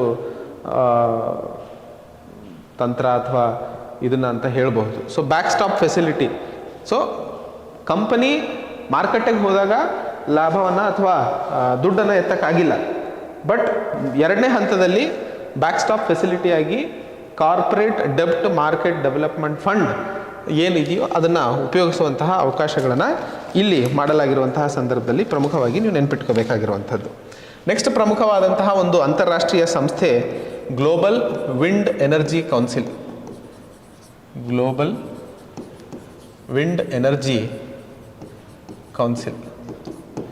ಗ್ಲೋಬಲ್ ವಿಂಡ್ ಎನರ್ಜಿ ಕೌನ್ಸಿಲ್ ಒಂದು ರಿಪೋರ್ಟನ್ನು ಹೊರತಂದಿತ್ತು. ಪ್ರಮುಖವಾಗಿ ಯಾವ ರಿಪೋರ್ಟನ್ನು ಹೊರತರುತ್ತೆ ಅಂತಂದರೆ ಗ್ಲೋಬಲ್ ವಿಂಡ್ ರಿಪೋರ್ಟ್, ಭಾಳ important. Global wind report, global ನೆನ್ಪಿಟ್ಕೊಬಿಡಿ. ಸೊ ದಟ್ ಗ್ಲೋಬಲ್ ವಿಂಡ್ ರಿಪೋರ್ಟನ್ನು ಗ್ಲೋಬಲ್ ವಿಂಡ್ ಎನರ್ಜಿ ಕೌನ್ಸಿಲ್ ಹೊರತರುತ್ತೆ. ಈಗ ನ್ಯೂಸಲ್ಲಿ ಇದ್ದಂತಂತೂ ಈ ಭಾರತ ಏನಾದರೂ ತನ್ನ ಪಾಲಿಸಿಗಳನ್ನು ಸರಿಯಾಗಿ ಫ್ರೇಮ್ ಮಾಡಿದಂತಹ ಸಂದರ್ಭದಲ್ಲಿ ತಾನು ತನ್ನ ದೇಶದಲ್ಲಿ ಇರುವಂತಹ ವಿಂಡ್ ಎನರ್ಜಿ ಪೊಟೆನ್ಷಿಯಲನ್ನು ಸರಿಯಾಗಿ ಸದುಪಯೋಗ ಪಡಿಸ್ಕೊಳ್ಳೋಕ್ಕೆ ಸಾಧ್ಯವಾಗುತ್ತೆ. ಅಂದರೆ ಬಹಳ ವಿಂಡ್ ಎನರ್ಜಿ ಪೊಟೆನ್ಷಿಯಲ್ ಇದೆ ಭಾರತಕ್ಕೆ, ಅದನ್ನು ಸರಿಯಾಗಿ ಸದುಪಯೋಗ ಪಡಿಸ್ಕೊಳ್ಳೋದಕ್ಕೆ ಒಂದು ಸರಿಯಾದ ಪಾಲಿಸೀಸ್ಗಳ ಒಂದು ಅವಶ್ಯಕತೆ ಇದೆ ಅನ್ನುವಂತಹ ಮಾಹಿತಿಯನ್ನು ಈ ಒಂದು ಗ್ಲೋಬಲ್ ವಿಂಡ್ ಎನರ್ಜಿ ಕೌನ್ಸಿಲ್ ಹೊರಹಾಕಿದಂತಹ ಸಂದರ್ಭದಲ್ಲಿ ಇದು ಕರೆಂಟ್ ಅಫೇರ್ಸಲ್ಲಿ ಇತ್ತು. ಏನಿದು ಸಂಸ್ಥೆ ಅಥವಾ ಇದ್ರ ಬಗ್ಗೆ ಒಂದಿಷ್ಟು ಬೇಸಿಕ್ ಮಾಹಿತಿಯನ್ನು ನೋಡಿದಾಗ ಈ ಒಂದು ಸಂಸ್ಥೆಯು 2005ರಲ್ಲಿ ಶುರು ಮಾಡಲಾಗಿರುವಂಥದ್ದು ಹಾಗೂ ಮೆಂಬರ್ ಬೇಸ್ಡ್ ಟ್ರೇಡ್ ಆರ್ಗನೈಸೇಷನ್ ಇದು. ಅಂದರೆ ಸದಸ್ಯರ ಆಧಾರಿತವಾಗಿ ವ್ಯಾಪಾರ ನಡೆಸ್ಕೊಂಡು ಹೋಗುವಂತಹ, ಅಂದರೆ ವಿಂಡ್ ಎನರ್ಜಿ ಪ್ರಮುಖವಾಗಿ ಇವತ್ತಿನ ಸಂದರ್ಭದಲ್ಲಿ ಹವಾಮಾನ ಬದಲಾವಣೆಯಿಂದ ರಿನ್ಯೂವಬಲ್ ಎನರ್ಜಿ ಕ್ಷೇತ್ರ ಬಹಳ ದೊಡ್ಡ ಮಟ್ಟದಲ್ಲಿ ಬೆಳೆಸಲು ಪ್ರಯತ್ನಿಸಲಾಗ್ತಾ ಇರುವಂತಹ ಒಂದು ಕ್ಷೇತ್ರ ಆಗಿರುವಂಥದ್ದು. ಆ ಒಂದು ನಿಟ್ಟಿನಲ್ಲಿ ವಿಂಡ್ ಎನರ್ಜಿಯೂ ಸಹ ಮೆಂಬರ್ಸ್ ಏನು ಇವತ್ತು ಗ್ಲೋಬಲ್ ವಿಂಡ್ ಎನರ್ಜಿ ಕೌನ್ಸಿಲ್ನಲ್ಲಿ ಇದ್ದಾರೋ ಆ ಮೆಂಬರ್ಸ್ಗಳ ಒಂದು ಪೊಟೆನ್ಷಿಯಲನ್ನು ಅವರಿಗೆ ಅರ್ಥೈಸಿ ಆ ಪೊಟೆನ್ಷಿಯಲ್ ಆಧಾರದ ಮೇಲೆ ವಿದ್ಯುತ್ತನ್ನು ಉತ್ಪಾದನೆ ಮಾಡುವಂಥದ್ದು ಅಥವಾ ಎನರ್ಜಿಯನ್ನು ಡೆವಲಪ್ ಮಾಡುವಂಥದ್ದು ಇದರ ಮೂಲ ಉದ್ದೇಶ. ಅದಕ್ಕೆ ಇದನ್ನು ಮೆಂಬರ್ ಬೇಸ್ಡ್ ಟ್ರೇಡ್ ಆರ್ಗನೈಸೇಷನ್ ಅಥವಾ ಅಸೋಸಿಯೇಷನ್ ಅಂತಲೇ ಕರಿತೀವಿ. ಒಟ್ಟಾರೆ ಈ ಒಂದು ವಿಂಡ್ ಎನರ್ಜಿ ಕೌನ್ಸಿಲ್ನ ಹೆಡ್ ಕ್ವಾರ್ಟರ್ಸ್ ಎಲ್ಲಿದೆ ಅಂತಂದರೆ ಬ್ರಸೆಲ್ಸ್ ಬೆಲ್ಜಿಯಂನಲ್ಲಿ ಇದೆ ಅನ್ನುವಂಥದ್ದನ್ನು ಪ್ರಮುಖವಾಗಿ ನೆನಪಿಟ್ಕೊಳ್ಳಿ. ಸೊ ಸುಮಾರು 80 ರಾಷ್ಟ್ರಗಳು ಇದರ ಸದಸ್ಯತ್ವವನ್ನು ಪಡ್ಕೊಂಡಿದ್ದು ಈ ಒಂದು ಸಂಸ್ಥೆ ಅಂತಾರಾಷ್ಟ್ರೀಯ ಮಟ್ಟದಲ್ಲಿ ರಿನ್ಯೂವಬಲ್ ಎನರ್ಜಿ ಕ್ಷೇತ್ರ, ಬಿಕಾಸ್ ಎನ್ವೈರ್ಮೆಂಟಲ್ಲಿ ಇವತ್ತಿನ ಸಂದರ್ಭದಲ್ಲಿ ರಿನ್ಯೂವಬಲ್ ಎನರ್ಜಿ ಬಹಳ ದೊಡ್ಡ ಮಟ್ಟದಲ್ಲಿ ಚರ್ಚೆ ಆಗ್ತಾ ಇರುವಂತಹ ಸಂದರ್ಭದಲ್ಲಿ ದಯವಿಟ್ಟು ಅದನ್ನು ನೆನಪಿಟ್ಕೊಳ್ಳಿ. ನೆಕ್ಸ್ಟ್ ಪ್ರಮುಖವಾದಂತಹ topic Eurasian griffon vulture. Griffon vulture. So Eurasian griffon vulture ಪ್ರಮುಖವಾಗಿ ಇತ್ತೀಚಿನ ದಿನಗಳಲ್ಲಿ ದೆಹಲಿಯ ಅರಾವಳಿ ಹಿಲ್ಸ್ ಅಥವಾ ಅರಾವಳಿ ಬಯೋಡೈವರ್ಸಿಟಿ ಪಾರ್ಕ್ನ ಹತ್ರ ಕಂಡಿರುವಂತಹ ಸಂದರ್ಭದಲ್ಲಿ ಇದು ಚರ್ಚೆಯಲ್ಲಿತ್ತು. ಈ ಒಂದು ಯುರೇಷಿಯನ್ ಗ್ರಿಫನ್ ವಲ್ಚರ್ದು IUCN ಸ್ಟೇಟಸ್ ಏನಪ್ಪ ಅಂತಂದರೆ ಲೀಸ್ಟ್ ಕನ್ಸರ್ನ್ ಆಗಿದೆ. ಭಾಳ ಇಂಪಾರ್ಟೆಂಟು, ಲೀಸ್ಟ್ ಕನ್ಸರ್ನ್ ಆಗಿರುವಂಥದ್ದು. ಮತ್ತು ಈ ಒಂದು ಯುರೇಷಿಯನ್ ಗ್ರಿಫನ್ ವಲ್ಚರ್ಸ್, ವಲ್ಚರ್ಸ್ ಇವತ್ತಿನ ಸಂದರ್ಭದಲ್ಲಿ ಮೊದಲನೇದಾಗಿ ಬಹಳ ಕಮ್ಮಿನೇ ನೋಡೋಕ್ಕೆ ಸಿಗ್ತಾ ಇದೆ, ಬಿಕಾಸ್ ಅವರ ಒಂದು ಪ್ರಜಾತಿ ಕಡಿಮೆ ಆಗ್ತಾ ಹೋಗ್ತಿರುವಂತಹ ಸಂದರ್ಭದಲ್ಲಿ. ಸೊ ಭಾರತದಲ್ಲಿ ವಲ್ಚರ್ಸ್ಗಳು ನಾವು ಜಾಸ್ತಿ ಕಾಣಿಸ್ತಿಲ್ಲ, ಬಟ್ ಇದು ಯುರೇಷಿಯನ್ ವಲ್ಚರ್ ಆಗಿರುವಂತಹ ಸಂದರ್ಭದಲ್ಲಿ ಬೇರೆ ರಾಷ್ಟ್ರದಿಂದ ಇದು ಭಾರತದಲ್ಲಿ ಕಂಡಿರುವಂತಹ ಸಂದರ್ಭದಲ್ಲಿ ಇದು ಬಹಳ ನ್ಯೂಸಲ್ಲಿದ್ದು. ಮೋಸ್ಟ್ಲಿ ಈ ಒಂದು ವಲ್ಚರ್ಸ್ ಮಿಡಲ್ ಈಸ್ಟ್ ಅಥವಾ ನಾರ್ತ್ ಆಫ್ರಿಕಾ ಮತ್ತು ಯುರೋಪ್ ಭಾಗಗಳಲ್ಲಿ ಹೆಚ್ಚಾಗಿ ಕಾಣಿಸುವಂತಹ ಸಂದರ್ಭದಲ್ಲಿ ಇದು ನ್ಯೂಸಲ್ಲಿದ್ದಂಥದ್ದು ಪ್ರಮುಖವಾಗಿ ನೀವು ನೆನ್ಪಿಟ್ಕೋಬೇಕಾಗಿದೆ. Next ಖರೈ camel. ಖರೈ ಅನ್ನುವಂಥದ್ದು ಒಂದು ಹಿಂದಿ ವರ್ಡ್ ಇದೆ ಆ್ಯಕ್ಚುಲಿ. ಸೊ ಖರೈ ಅನ್ನುವಂಥದ್ದು ಸಾಲ್ಟ್ ಅಂಥೇಳಿ, ಸಾಲ್ಟ್ ವಾಟರ್ ಅಥವಾ ಸಾಲ್ಟ್ ವಾಟರನ್ನು ನಾವು ಖರೈ ಅಂತ ಕರಿತೀವಿ, ಖಾರ ಪಾನಿ ಅಂಥೇಳಿ. ಸೊ ಈ ಸಾಲ್ಟ್ ವಾಟರ್ನಲ್ಲಿ ಬದುಕುವಂತಹ ಒಂದು ಒಂಟೆಯನ್ನು ಇಲ್ಲಿ ಖರೈ ಕ್ಯಾಮಲ್ ಅಂತ ಕರೆಯಲಾಗ್ತಿದೆ. ಸೊ ಗುಜರಾತ್ ಅಸೆಂಬ್ಲಿ ಇತ್ತೀಚಿನ ದಿನಗಳಲ್ಲಿ ಬಹಳ ಚರ್ಚೆಯಲ್ಲಿತ್ತು ಈ ಖರೈ ಕ್ಯಾಮಲ್ಗೆ ಸಂಬಂಧಿಸಿದಂತೆ. ಕ್ಯಾಗ್ ತನ್ನ ರಿಪೋರ್ಟನ್ನು ಈ ಒಂದು ಖರೈ ಕ್ಯಾಮಲ್ಗೆ ಸಂಬಂಧಿಸಿದಂತೆ ಇಟ್ಟಿತ್ತು. ಗುಜರಾತ್ ಒಂದಿಷ್ಟು ಕ್ರಮಗಳನ್ನು ಕೈಗೊಳ್ಳುವ ಅವಶ್ಯಕತೆ ಇದೆ ಖರೈ ಕ್ಯಾಮಲ್ಸ್ನ ಒಂದು ಸಂರಕ್ಷಣೆಗೆ ಸಂಬಂಧಿಸಿದಂತೆ ಅನ್ನುವಂಥದ್ದನ್ನು ಹೇಳಿತ್ತು. ಸೊ ಪ್ರಮುಖವಾಗಿ ಈಗಾಗಲೇ ಗುಜರಾತ್ನಲ್ಲಿ ಇದು ಚರ್ಚೆ ಆಗಿತ್ತು ಅಂತಂದರೆ ಈ ಒಂದು ಖರೈ ಕ್ಯಾಮಲ್ಗಳು ನಾವು ಕಾಣಿಸ್ಕೊಳ್ಳುವಂಥದ್ದು ಕಚ್ ಡಿಸ್ಟಿಕ್ನಲ್ಲಿ. ಕಚ್ ಡಿಸ್ಟಿಕ್ ಗುಜರಾತ್ನಲ್ಲಿ ಈ ಖರೈ ಕ್ಯಾಮಲ್ಸ್ ಬಹಳ ದೊಡ್ಡ ಮಟ್ಟದಲ್ಲಿ ನಾವು ಕಾಣಿಸ್ಕೊಳ್ಳಲಾಗುತ್ತೆ. ಖಾರ, ಅದೇ ಹೇಳಿದ್ನಲ್ಲ, ಖರೈ ಅಂತಂದರೆ ಸೆಲೈನ್ ಅಥವಾ ಉಪ್ಪು ನೀರಿಗೆ ಸಂಬಂಧಿಸಿದಂತೆ ಅದನ್ನು ಖರೈ ಅಂತ ಕರಿತೀವಿ. ಈ ಒಂದು ಖರೈ ಕ್ಯಾಮಲ್ನ IUCN ಸ್ಟೇಟಸ್ ಎಂಡೇಂಜರ್ಡ್ ಆಗಿದೆ. ಸೊ ಎಂಡೇಂಜರ್ಡ್ ಆಗಿರುವಂತಹ ಸಂದರ್ಭದಲ್ಲಿ ಸರ್ಕಾರ ಇವುಗಳ ಸಂರಕ್ಷಣೆಗೆ ಸಂಬಂಧಿಸಿದಂತೆ ಒಂದಿಷ್ಟು ಕ್ರಮಗಳನ್ನು ಕೈಗೊಳ್ಳುವ ಅವಶ್ಯಕತೆ ಇದೆ ಅನ್ನುವಂಥದ್ದನ್ನು ಹೇಳಿರುವಂತಹ ಸಂದರ್ಭದಲ್ಲಿ ಬಹಳ ಪ್ರಮುಖವಾಗಿತ್ತು. ಓಕೆ, ನೆಕ್ಸ್ಟ್ ಇಂಪಾರ್ಟೆಂಟ್ ಆಗಿರುವಂತಹ fact, Yars intercontinental ballistic missile. Ballistic ಮತ್ತು ಕ್ರೂಸ್ ಮಿಸೈಲಿಗೆ ನಾನು ವ್ಯತ್ಯಾಸವನ್ನು ಹೇಳಿದ್ದೆ. ಕ್ರೂಸ್ ಮಿಸೈಲ್ ಲಾಂಚ್ ಆದಮೇಲೆ ಎಂಡ್ ಟಾರ್ಗೆಟ್ವರೆಗೂ ಪವರ್ನ ಡ್ರೈವ್ ಮಾಡ್ತಾ ಇರುತ್ತೆ. ಅದೇ ಬೆಲಿಸ್ಟಿಕ್ ಮಿಸೈಲ್ಗಳು ಹಾರಾಟ ಮಾಡ್ತವೆ, ಈ ಎನರ್ಜಿಗೆ ಹೋಗಿ ಬಿಟ್ಬಿಡ್ತದೆ. ಸೊ ದಟ್ ಅದು ಫ್ರೀ ಫಾಲ್ ಆಗುತ್ತೆ. ಇಲ್ಲಿಂದ ಫ್ರೀ ಫಾಲ್ ಏನಾಗ್ತಾ ಇದೆಯಲ್ಲ, ಇವೆಲ್ಲ ಬೆಲಿಸ್ಟಿಕ್ ಮಿಸೈಲ್ಸ್ಗಳು. ಅದೇ ಫ್ರೀ ಫಾಲ್ ಆಗದೆ ಎನರ್ಜಿ ಆಧಾರಿತವಾಗಿ ಒಂದು ಜಾಗದಿಂದ ಇನ್ನೊಂದು ಜಾಗಕ್ಕೆ ಹೋಗುವುದನ್ನು ಕ್ರೂಸ್ ಮಿಸೈಲ್ಸ್ ಅಂತ ಕರಿತೀವಿ. ಸೊ ಈ ಇಂಟರ್ ಕಾಂಟಿನೆಂಟಲ್ ಬೆಲಿಸ್ಟಿಕ್ ಮಿಸೈಲ್ ಇದನ್ನು R-24 ಅಥವಾ SS-29 ಅಂತಲೂ ಕರಿತೀವಿ.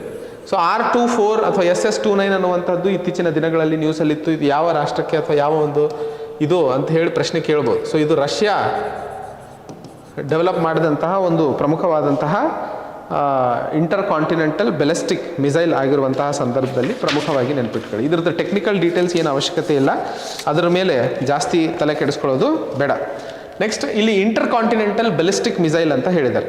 So inter continental ballistic missile ಪ್ರಮುಖವಾಗಿ ಬಳಸುವಂಥದ್ದು ನ್ಯೂಕ್ಲಿಯರ್ ವಾರ್ ಹೆಡ್ಸ್ಗಳನ್ನು ಡೆಲಿವರ್ ಮಾಡೋದಕ್ಕೋಸ್ಕರ. ಹಾಗಂತ ಬರೀ ನ್ಯೂಕ್ಲಿಯರ್ ವಾರ್ ಹೆಡ್ಸೇ ಅಲ್ಲ, ಬೇರೆ ಒಂದು ಅಂದರೆ ನ್ಯೂಕ್ಲಿಯರ್ ಶಸ್ತ್ರಾಸ್ತ್ರಗಳನ್ನು ಒಯ್ಯುವಂಥದ್ದಕ್ಕೆ ಬಹಳ ಪ್ರಮುಖವಾಗಿ ಇಂಟರ್ ಕಾಂಟಿನೆಂಟಲ್ ಬೆಲಿಸ್ಟಿಕ್ ಮಿಸೈಲ್ಸ್ಗಳನ್ನು ಉಪಯೋಗಿಸ್ತಾರೆ.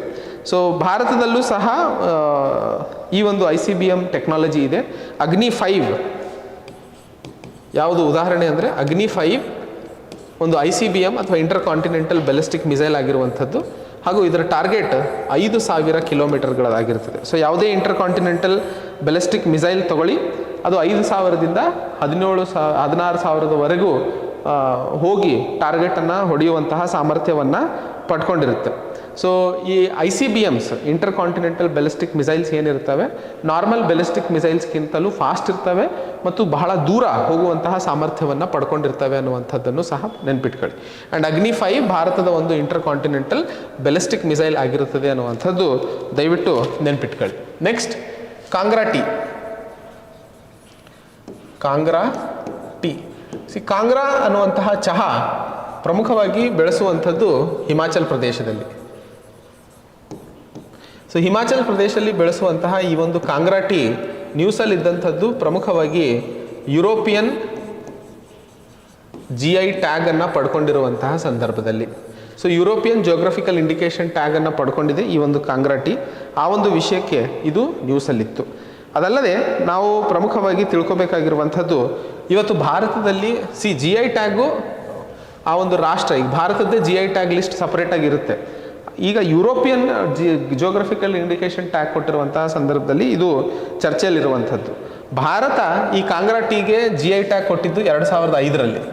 ಸೊ ಈಗ ಯುರೋಪಿಯನ್ ಯೂನಿಯನ್ ಕೊಟ್ಟಿದೆ, ಅದಕ್ಕೂ ಇದಕ್ಕೂ ಕನ್ಫ್ಯೂಸ್ ಮಾಡ್ಕೋಬೇಡಿ. ಸೊ ಜಿಯೋಗ್ರಫಿಕಲ್ ಇಂಡಿಕೇಶನ್ ಟ್ಯಾಗ್ ಆ ಒಂದು ರಾಷ್ಟ್ರದ ಸರ್ಕಾರ ಒದಗಿಸುವಂಥದ್ದು, ಆ ಒಂದು ವಸ್ತುವಿಗೆ ಪ್ರಾಮುಖ್ಯತೆ ಮತ್ತು ಮಾರುಕಟ್ಟೆಯಲ್ಲಿ ಅದರ ಒಂದು ಅರಿವನ್ನು ಮೂಡಿಸುವಂತಹ ಕಡೆಗೆ ಪ್ರಯತ್ನವನ್ನು ಮಾಡುವಂಥದ್ದಕ್ಕೋಸ್ಕರ. ಬಿಕಾಸ್ ಕರ್ನಾಟಕದಲ್ಲೂ ಸಹ ಉದಾಹರಣೆಗೆ ಮೈಸೂರು ಪಾಕ್ ಆಗಿರಬಹುದು ಅಥವಾ ಬಿದ್ರಿವೇರ್, ಬೀದರ್ನ ಬಿದ್ರಿವೇರ್ ಆಗಿರ್ಬೋದು ಅಥವಾ ಚನ್ನಪಟ್ಟಣ ಟಾಯ್ಸ್ ಆಗಿರಬಹುದು, ಗೊಂಬೆಗಳಾಗಿರ್ಬೋದು, ಇವೆಲ್ಲವೂ ನಾವು GI ಟ್ಯಾಗನ್ನು ಕೊಡಲಾಗಿದೆ. ಸೊ ದಟ್ ರಾಷ್ಟ್ರ ಮಟ್ಟದಲ್ಲಿ ಅವುಗಳಿಗೆ ಒಂದು ಪ್ರಾಮುಖ್ಯತೆ ಮತ್ತು ಅಂತಾರಾಷ್ಟ್ರೀಯ ಮಟ್ಟದಲ್ಲೂ ಸಹ ಅದಕ್ಕೆ ಮನ್ನಣೆ ಸಿಗುವಂಥದ್ದು ಕಡೆಗೆ ಪ್ರಯತ್ನ ಮಾಡುವಂಥದ್ದು ಉದ್ದೇಶವಾಗಿರುತ್ತದೆ. ಇತ್ತೀಚಿನ ದಿನಗಳಲ್ಲಿ ಕರ್ನಾಟಕದಲ್ಲಿ GI ಟ್ಯಾಗ್ ಒದಗಿಸಿದಂಥದ್ದು ಒಂದು ಕರಿ ಇಶಾದ್ ಮ್ಯಾಂಗೋ. ಸೊ ಒಂದು ಮಾವಿನ ಹಣ್ಣು, ಕರಿ ಇಶಾದ್ ಮ್ಯಾಂಗೋ ಅಥವಾ ಕರಿ ಇಶಾದ್ ಮಾವಿನ ಹಣ್ಣು ಅನ್ನುವಂಥದ್ದು ಇದು ಪ್ರಮುಖವಾಗಿ ಬೆಳೆಯುವಂಥದ್ದು ಅಂಕೋಲಾ, ಉತ್ತರ ಕನ್ನಡ ಜಿಲ್ಲೆಯಲ್ಲಿ. ಆ ಒಂದು ಮಾವಿನ ಹಣ್ಣಿಗೆ GI ಟ್ಯಾಗನ್ನು ಒದಗಿಸಿರುವಂತಹ ಸಂದರ್ಭದಲ್ಲಿ ಬಹಳ ಪ್ರಮುಖವಾಗಿ ಈ ವಿಷಯವನ್ನು ನೆನ್ಪಿಟ್ಕೊಳ್ಳಿ. ಆ್ಯಂಡ್ ಕರ್ನಾಟಕದಲ್ಲಿ ಒಟ್ಟು 46 ವಸ್ತುಗಳಿಗೆ GI ಟ್ಯಾಗನ್ನು ಕೊಡಲಾಗಿದೆ. ಅತಿ ಹೆಚ್ಚು ಭಾರತದಲ್ಲಿ ಯಾವ ರಾಜ್ಯದಲ್ಲಿ GI ಟ್ಯಾಗ್ಗಳು ಇದಾವೆ ಅಂದರೆ ಮೊದಲನೇದು UPಯಲ್ಲಿ ಅತಿ ಹೆಚ್ಚು GI ಟ್ಯಾಗ್ ಪಡೆದಿರುವಂತಹ ವಸ್ತುಗಳಿರುವಂಥದ್ದು. ಕರ್ನಾಟಕದಲ್ಲಿ ಒಟ್ಟು 46 ವಸ್ತುಗಳಿಗೆ GI ಟ್ಯಾಗನ್ನು ಒದಗಿಸಲಾಗಿದೆ ಅನ್ನುವಂಥದ್ದನ್ನು ನೆನ್ಪಿಟ್ಕೊಳ್ಳಿ. Next higher education financing authority. ಶಿಕ್ಷಣ ಬಹಳ ಪ್ರಮುಖವಾಗಿರುವಂಥದ್ದು. ಆ್ಯಂಡ್ ಶಿಕ್ಷಣಕ್ಕೆ ಸಂಬಂಧಿಸಿದಂತೆ ಯಾಕೆ ಪ್ರಾಮುಖ್ಯತೆ ಕೊಡುವ ಅವಶ್ಯಕತೆ ಇದೆ ಅಂತಂದರೆ, ಯಾವುದೇ ಹುಟ್ಟಿದಂತಹ ಮಗು ಒಂದು ಬಿಳಿ ಹಾಳೆ ಇದ್ದ ಹಾಗೆ. ಆ ಬಿಳಿ ಹಾಳೆಯ ಮೇಲೆ ಯಾವ ರೀತಿಯ ಚಿತ್ರೀಕರಣವನ್ನು ಮಾಡ್ತೀರಾ ಅಥವಾ ಚಿತ್ರವನ್ನು ಬಿಡಿಸ್ತೀರಾ ಅನ್ನುವಂಥದ್ದನ್ನು ಆಧರಿಸಿ ಆ ಒಂದು ವಸ್ತುವಿಗೆ ಬೆಲೆಯನ್ನು ಕಟ್ಟೋದಕ್ಕೆ ಸಾಧ್ಯವಾಗುತ್ತೆ. ಉದಾಹರಣೆಗೆ ನಾನು ಇವತ್ತು ರೈಲ್ವೆ ಸ್ಟೇಷನ್ಗೆ ಹೋದಂತಹ ಸಂದರ್ಭದಲ್ಲಿ ಒಬ್ಬ ವ್ಯಕ್ತಿ ಒಂದು ಮೂಲೆಯಲ್ಲಿ ಕುತ್ಕೊಂಡ್ಬಿಟ್ಟು ಪೆನ್ನಲ್ಲಿ ಸ್ಕೆಚ್ ಹಾಕ್ತಾ ಇದ್ದ ವೈಟ್ ಪೇಪರ್ ಮೇಲೆ ಜನರನ್ನು ನೋಡಿ. ಸೊ ಆ ವೈಟ್ ಪೇಪರಿಗೆ ಶೋಭೆ ಅಥವಾ ಆ ವೈಟ್ ಪೇಪರ್ನ ಬೆಲೆಯನ್ನು ಹೆಚ್ಚಿಸ್ತಾ ಇರುವಂಥದ್ದು ಆ ಒಂದು ಚಿತ್ರೀಕರಣ. ಅದೇ ರೀತಿಯಲ್ಲಿ ಒಬ್ಬ ವ್ಯಕ್ತಿಯ ವ್ಯಾಲ್ಯೂ ಅಥವಾ ಅವನ ಬೆಲೆಯನ್ನು ಹೆಚ್ಚಿಸುವಂಥದ್ದು ಶಿಕ್ಷಣ. ಆ ಶಿಕ್ಷಣದ ಮೇಲೆ ಆ್ಯಕ್ಚುಲಿ ಕೊಡಬೇಕಾದಂತಹ ಒಂದು ಪ್ರಾಮುಖ್ಯತೆ ದೇಶದಲ್ಲಿ ಇವತ್ತು ನಾವು ಕೊಡೋದಕ್ಕೆ ವಿಫಲರಾಗಿದ್ದೀವಿ. ಸೊ ಯಾವತ್ತು ಈ ದೇಶದಲ್ಲಿ MLA, MP, ಡೆಪ್ಯೂಟಿ CMಗೆ ಒದಗಿಸ್ತಾ ಇರುವಂತಹ ಮರ್ಯಾದೆ ಮತ್ತು ಸೌಲಭ್ಯಗಳು ಒಬ್ಬ ಶಿಕ್ಷಕನಿಗೆ ಒದಗಿಸೋದಂತಹ ಸಮಯ ಬರುತ್ತೋ ಅವತ್ತು ಈ ದೇಶದ ಶಿಕ್ಷಣ ವ್ಯವಸ್ಥೆ ಪಕ್ಕಾ ಬದಲಾಗುತ್ತೆ. ಸೊ ಯಾವಾಗಲೂ ನಾವು ಇದೊಂದು ಜರ್ನಲಿಸ್ಟಿಕ್ ಆದಂತಹ ಡಿಬೇಟ್ ಅಷ್ಟೇ. ಸೊ ನಿಮಗೇನು ಅನಿಸುತ್ತೆ ನೀವು ದಯವಿಟ್ಟು ಕಮೆಂಟಲ್ಲಿ ಹೇಳ್ಬೋದು, ಅದಕ್ಕೆ ನಿಮ್ಮ ಒಂದು ಸ್ವತಂತ್ರತೆ ಇದೆ. ಬಟ್ ಈಗ ಸದ್ಯಕ್ಕೆ ಭಾರತ ಸರ್ಕಾರ ಮಾಡಿರುವಂತಹ ಈ ಒಂದು ಹೈಯರ್ ಎಜುಕೇಷನ್ ಫೈನಾನ್ಸಿಂಗ್ ಅಥಾರಿಟಿ ಪ್ರಮುಖವಾಗಿ ಮಿನಿಸ್ಟ್ರಿ ಆಫ್ ಎಜುಕೇಷನ್ನ ಅಡಿಯಲ್ಲಿ ತಂದಂತಹ ಒಂದು ಸಂಸ್ಥೆ. ಹೆಸರೇ ನಿಮಗೆ ಹೇಳುತ್ತೆ. ಸೊ ಉನ್ನತ ಶಿಕ್ಷಣಕ್ಕೆ ಸಂಬಂಧಿಸಿದಂತೆ ಒಂದಿಷ್ಟು ಇನ್ಫ್ರಾಸ್ಟ್ರಕ್ಚರ್ ಮತ್ತು ಇನ್ನಿತರ ಶಿಕ್ಷಣಕ್ಕೆ ಅವಶ್ಯಕವಿರುವಂತಹ ಕ್ಷೇತ್ರಗಳನ್ನು ಬೆಳೆಸುವಂತಹದ್ರ ಕಡೆಗೆ ಈ ಹೈಯರ್ ಎಜುಕೇಷನ್ ಫೈನಾನ್ಸಿಂಗ್ ಅಥಾರಿಟಿ ಕೆಲಸವನ್ನು ಮಾಡಬೇಕು ಅನ್ನುವಂಥದ್ದನ್ನು ಇಲ್ಲಿ ಹೇಳಲು ಪ್ರಯತ್ನಿಸ್ತಿರುವಂಥದ್ದು. ಈ ಒಂದು ಹೈಯರ್ ಎಜುಕೇಷನ್ ಏನು ಫೈನಾನ್ಸಿಂಗ್ ಅಥಾರಿಟಿ ಇದೆ, ಇದೊಂದು ಜಾಯಿಂಟ್ ವೆಂಚರಲ್ಲಿ ತಂದಿರುವಂಥದ್ದು. ಸೊ ಬರೀ ಮಿನಿಸ್ಟ್ರಿ ಆಫ್ ಎಜುಕೇಷನ್ ಅಲ್ಲ, ಮಿನಿಸ್ಟ್ರಿ ಆಫ್ ಎಜುಕೇಷನ್ನ ಜೊತೆಯಲ್ಲಿ ಗೌರ್ಮೆಂಟ್ ಆಫ್ ಇಂಡಿಯಾ ಮತ್ತು ಕೆನರಾ ಬ್ಯಾಂಕು ಸಹ ಇದರ ಜೊತೆಯಲ್ಲಿ ಸಹಭಾಗಿತ್ವದಲ್ಲಿದೆ. So ministry of education government of ಇಂಡಿಯಾದ ಒಂದು ಭಾಗ, ಸೊ ಗೌರ್ಮೆಂಟ್ ಆಫ್ ಇಂಡಿಯಾ ಮತ್ತು ಕೆನರಾ ಬ್ಯಾಂಕ್ ಭಾಳ ಇಂಪಾರ್ಟೆಂಟು. ಎಕ್ಸಾಮಿನೇಷನಲ್ಲಿ ಈ ರೀತಿ ಪ್ರಶ್ನೆಗಳು ಕೇಳಿಬಿಡ್ತಾರೆ, ಯಾಕಂದರೆ ಇದ್ರ ಮೇಲೆ ನಾವು ಫೋಕಸ್ ಮಾಡಿರಲ್ಲ. ಸೊ ಅವುಗಳನ್ನೇ ಜಾಸ್ತಿ ಕೇಳುವಂಥದ್ದು ಸನ್ನಿವೇಶಗಳಾಗ್ತವೆ. ಸೊ ನಿಮ್ಮ ಮಾಹಿತಿಗೋಸ್ಕರ ಸುಮಾರು 90.91% ಭಾರತ ಸರ್ಕಾರದ ಒಂದು ಶೇರ್ ಇರುವಂಥದ್ದು, 9.09% ಕೆನರಾ ಬ್ಯಾಂಕ್ನ ಶೇರ್ ಇದೆ ಅನ್ನುವಂಥದ್ದನ್ನು ನೆನ್ಪಿಟ್ಕೊಳ್ಳಿ. ಒಟ್ಟಾರೆ ಭಾರತದಲ್ಲಿ ಟಾಪ್ ಇನ್ಸ್ಟಿಟ್ಯೂಷನ್ಸ್ ಆದಂತಹ IITs, NITs, IIScs, ಏಮ್ಸ್ ಇವೆಲ್ಲ ಏನು ದೊಡ್ಡ ದೊಡ್ಡ ಸಂಸ್ಥೆಗಳಿದಾವಲ್ಲ, ಇವುಗಳನ್ನು ಅಂತಾರಾಷ್ಟ್ರೀಯ ಮಟ್ಟದಲ್ಲಿ ಮನ್ನಣೆ, ಈಗ ಲಂಡನ್ ಸ್ಕೂಲ್ ಆಫ್ ಎಕನಾಮಿಕ್ಸ್ ಇದೆ ಅಥವಾ ಕೇಂಬ್ರಿಡ್ಜ್ ಸ್ಕೂಲ್ ಆಫ್ ಎಕನಾಮಿಕ್ಸ್ ಇದೆ, ಇವುಗಳ ಬಗ್ಗೆ ನಾವು ಜಾಸ್ತಿ ಕೇಳಿದ್ದೀವಿ. ಬಿಕಾಸ್ ಅಂತಾರಾಷ್ಟ್ರೀಯ ಮಟ್ಟದಲ್ಲಿ ಮನ್ನಣೆ ಪಡ್ಕೊ. ಅದೇ ರೀತಿಯಲ್ಲಿ IITs, NITs ಮತ್ತು IIScs ಮತ್ತು ಏಮ್ಸ್ ರೀತಿಯ ಸಂಸ್ಥೆಗಳು ಇವತ್ತು ಏನಿದ್ದಾವೆ, ಇವುಗಳು ಅಂತಾರಾಷ್ಟ್ರೀಯ ಮಟ್ಟದಲ್ಲಿ ತನ್ನ ಒಂದು ಮನ್ನಣೆಯನ್ನು ಪಡ್ಕೊಳ್ಳುವಂತಹ ಕಡೆಗೆ ಸಹಾಯವನ್ನು ಒದಗಿಸುವಂಥದ್ದು, ಅಂದರೆ ಸಪೋರ್ಟಿವ್ ಆಗಿ ಈ ಒಂದು ಹೈಯರ್ ಎಜುಕೇಷನ್ ಫೈನಾನ್ಸಿಂಗ್ ಅಥಾರಿಟಿ ಕೆಲಸವನ್ನು ಮಾಡಲಿದೆ ಅನ್ನುವಂಥದ್ದನ್ನು ಇಲ್ಲಿ ಪ್ರಮುಖವಾಗಿ ಹೇಳಲು ಪ್ರಯತ್ನಿಸ್ತಿರುವಂಥದ್ದು. ಓಕೆ, ನೆಕ್ಸ್ಟ್ ಭಾಳ ಇಂಪಾರ್ಟೆಂಟ್ ಆಗಿರುವಂತಹ ಕಾನ್ಸೆಪ್ಟ್, ನ್ಯಾಷನಲ್ ಕಂಪನಿ ಲಾ ಟ್ರಿಬ್ಯುನಲ್, NCLT ಅಂತಲೇ ಕರಿತೀವಿ ಈ ಒಂದು ಟ್ರಿಬ್ಯುನಲ್. ಸೊ ನ್ಯಾಷನಲ್ ಕಂಪನಿ ಲಾ ಟ್ರಿಬ್ಯುನಲ್ ಒಂದು ಕ್ವಾಸಿ ಜುಡಿಷಿಯಲ್ ಬಾಡಿ ಆಗಿರುತ್ತದೆ. ಜುಡಿಷಿಯಲ್ ಬಾಡಿ ಮತ್ತು ಕ್ವಾಸಿ ಜುಡಿಷಿಯಲ್ ಅಂತಂದರೆ ನ್ಯಾಯಾಂಗದ ಅರ್ಧ, ಪೂರ್ತಿ ನ್ಯಾಯಾಂಗ ಅಲ್ಲ, ನ್ಯಾಯಾಂಗದ ಅರ್ಧದಷ್ಟು ಅಧಿಕಾರಗಳು ಮತ್ತು ಸವಲತ್ತುಗಳು ಅಥವಾ ಅಧಿಕಾರಗಳನ್ನು, ಪವರ್ಸನ್ನು ಒದಗಿಸಿದಂತಹ ಸಂದರ್ಭದಲ್ಲಿ ಅದನ್ನು ನಾವು ಕ್ವಾಸಿ ಜುಡಿಷಿಯಲ್ ಬಾಡಿ ಅಂತ ಕರಿತೀವಿ. ಈ ಒಂದು ನ್ಯಾಷನಲ್ ಕಂಪನಿ ಲಾ ಟ್ರಿಬ್ಯುನಲನ್ನು ಕಂಪನೀಸ್ ಆ್ಯಕ್ಟ್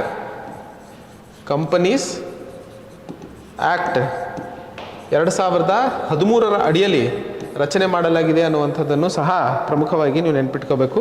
ಈ ಒಂದು ನ್ಯಾಷನಲ್ ಕಂಪನಿ ಲಾ ಟ್ರಿಬ್ಯುನಲನ್ನು 2016ರಲ್ಲಿ ರಚನೆ ಮಾಡಿದ್ದು ಈ ಒಂದು ಕಮಿಟಿ ಅಥವಾ ಯಾವ ಕಮಿಟಿಯ, ಬಿಕಾಸ್ ಕೆಲವೊಂದು ಸರಿ ಕಮಿಟಿ ಪ್ರಶ್ನೆಗಳು ಬರ್ತಾವೆ, ಸೊ ಯಾವ ಕಮಿಟಿಯ ಆಧಾರದ ಮೇಲೆ ಈ ಒಂದು ನ್ಯಾಷನಲ್ ಕಂಪನಿ ಲಾ ಟ್ರಿಬ್ಯುನಲನ್ನು ಶುರು ಮಾಡಲಾಗಿತ್ತು ಅನ್ನುವಂಥದ್ದು ಎಕಾನಮಿಕ್ಸಲ್ಲಿ ಕೇಳಬಹುದಾದಂತಹ ಭಾಳ ಪ್ರಮುಖವಾದಂತಹ ಪ್ರಶ್ನೆ. ಸೊ ಬಾಲಕೃಷ್ಣ ಇರಾಡಿ ಕಮಿಟಿಯ ರೆಕಮೆಂಡೇಷನ್ಸ್ನ ಆಧಾರದ ಮೇಲೆ ಈ ಒಂದು ನ್ಯಾಷನಲ್ ಕಂಪನಿ ಲಾ ಟ್ರಿಬ್ಯುನಲನ್ನು ಜಾರಿಗೆ ತರಲಾಗಿತ್ತು. ನ್ಯಾಷನಲ್ ಕಂಪನಿ ಲಾ ಟ್ರಿಬ್ಯುನಲ್ ಇಲ್ಲಿ ಹೇಳ್ತಾ ಇರುವಂಥದ್ದು ಪ್ರಮುಖವಾಗಿ ಕಂಪನೀಸ್ಗಳಿಗೆ ಸಂಬಂಧಿಸಿದಂತೆ ಇರುವಂತಹ ಲೀಗಲ್ ಏನು ಚಾಲೆಂಜಸ್ ಇದ್ದಾವೆ ಅವುಗಳನ್ನು ಸರಿಪಡಿಸುವಂಥದ್ದು ಇದರ ಮೂಲ ಉದ್ದೇಶವಾಗಿರುತ್ತದೆ. ಸೊ ಈ ನ್ಯಾಷನಲ್ ಕಂಪನಿ ಲಾ ಟ್ರಿಬ್ಯುನಲ್ ಬಹಳ ಪ್ರಮುಖವಾಗಿ ನ್ಯೂಸಲ್ಲಿ ಇರುವಂಥದ್ದು ಆ್ಯಂಡ್ ಎಕಾನಮಿಕ್ಸಲ್ಲಿ ಬಹಳ ಇಂಪಾರ್ಟೆಂಟ್ ಕಾನ್ಸೆಪ್ಟ್ ಇದು. ಅದಕ್ಕೋಸ್ಕರ ಈ ಬಾಲಕೃಷ್ಣ ಇರಾಡಿ ಕಮಿಟಿಯ ಆಧಾರದ ಮೇಲೆ ತಂದಿರುವಂಥದ್ದು 2006ರಲ್ಲಿ ಶುರುವಾಗಿದ್ದು, ಕಂಪನೀಸ್ ಆ್ಯಕ್ಟ್ 2013 ಅಡಿಯಲ್ಲಿ ಇದರ ರಚನೆಯಾಗಿದ್ದು ಮತ್ತು ಒಂದು ಕ್ವಾಸಿ ಜುಡಿಷಿಯಲ್ ಬಾಡಿ ಆಗಿರುವಂತಹ statements. Because statement based questions ಈ ಸರಿ ಭಾಳ ಜಾಸ್ತಿನೇ ಕೇಳುವಂತಹ ಸಾಧ್ಯತೆಗಳಿರ್ತವೆ, ದಯವಿಟ್ಟು ಅದನ್ನು ನೆನ್ಪಿಟ್ಕೊಳ್ಳಿ. ಓಕೆ, ನೆಕ್ಸ್ಟ್ ವೆಂಬನಾಡ್ ಲೇಕ್ ಹೆಸರು ಕೇಳಿದ ಕೂಡಲೇ ನೀವು ಹೇಳ್ಬೋದು ಇವು ಯಾವ ರಾಜ್ಯದಲ್ಲಿ ಇದೆ ಅನ್ನುವಂಥದ್ದು. ಸೊ ವೆಂಬನಾಡ್ ಲೇಕ್ ಪ್ರಮುಖವಾಗಿ ಕೇರಳದಲ್ಲಿರುವಂಥದ್ದು. ಸೊ ಕೇರಳ ಅಥವಾ ನ್ಯಾಷನಲ್ ಗ್ರೀನ್ ಟ್ರಿಬ್ಯುನಲ್ ಈ ವೆಂಬನಾಡ್ ಲೇಕ್ನ ಸಂರಕ್ಷಣೆಗೆ ಸಂಬಂಧಿಸಿದಂತೆ ಒಂದಿಷ್ಟು ಕ್ರಮಗಳನ್ನು ಕೈಗೊಳ್ಳೋದ್ರಲ್ಲಿ ಕೇರಳ ಸರ್ಕಾರ ವಿಫಲವಾದಂತಹ ಸಂದರ್ಭದಲ್ಲಿ ಈ ಒಂದು ಕೇರಳ ಸರ್ಕಾರದ ಮೇಲೆ 10 ಕೋಟಿ ರೂಪಾಯಿಗಳ ಒಂದು ಜುರ್ಮಾನೆಯನ್ನು ಹಾಕಲಾಗಿದೆ. ಪ್ರಮುಖವಾಗಿ ವೆಂಬನಾಡ್ ಲೇಕ್ನ 2 ಪ್ರಮುಖವಾದಂತಹ ಫ್ಯಾಕ್ಟ್ಸ್ಗಳನ್ನು ನೆನ್ಪಿಟ್ಕೋಬೇಕಾಗಿರುವಂಥದ್ದು, ಲಾರ್ಜೆಸ್ಟ್ ಲೇಕ್ ಆಫ್ ಕೇರಳ, ಕೇರಳದಲ್ಲೇ ಅತಿ ದೊಡ್ಡ ಕೆರೆ ವೆಂಬನಾಡ್ ಲೇಕ್ ಅಂತ ಕರಿತೀವಿ, ಹಾಗೂ ಭಾರತದ ಅತಿ ಉದ್ದವಾದಂತಹ ಲಾಂಗೆಸ್ಟ್ ಲೇಕ್.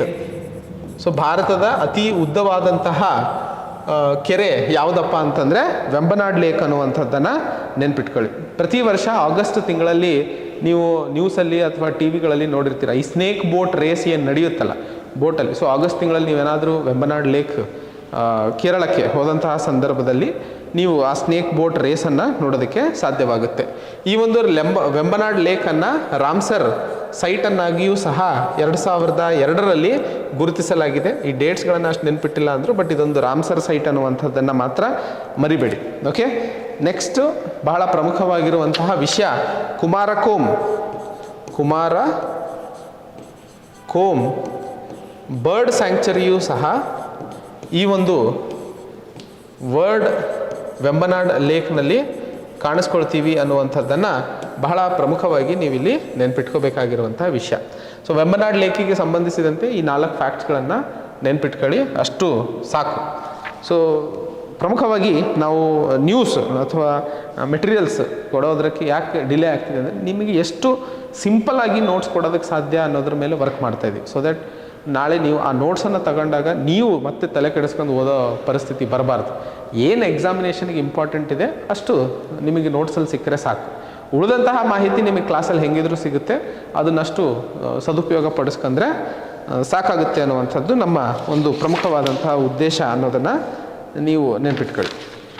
ನೆಕ್ಸ್ಟು ಇಂಪಾರ್ಟೆಂಟ್ ಆಗಿರುವಂತಹ concept central bureau of narcotics. Central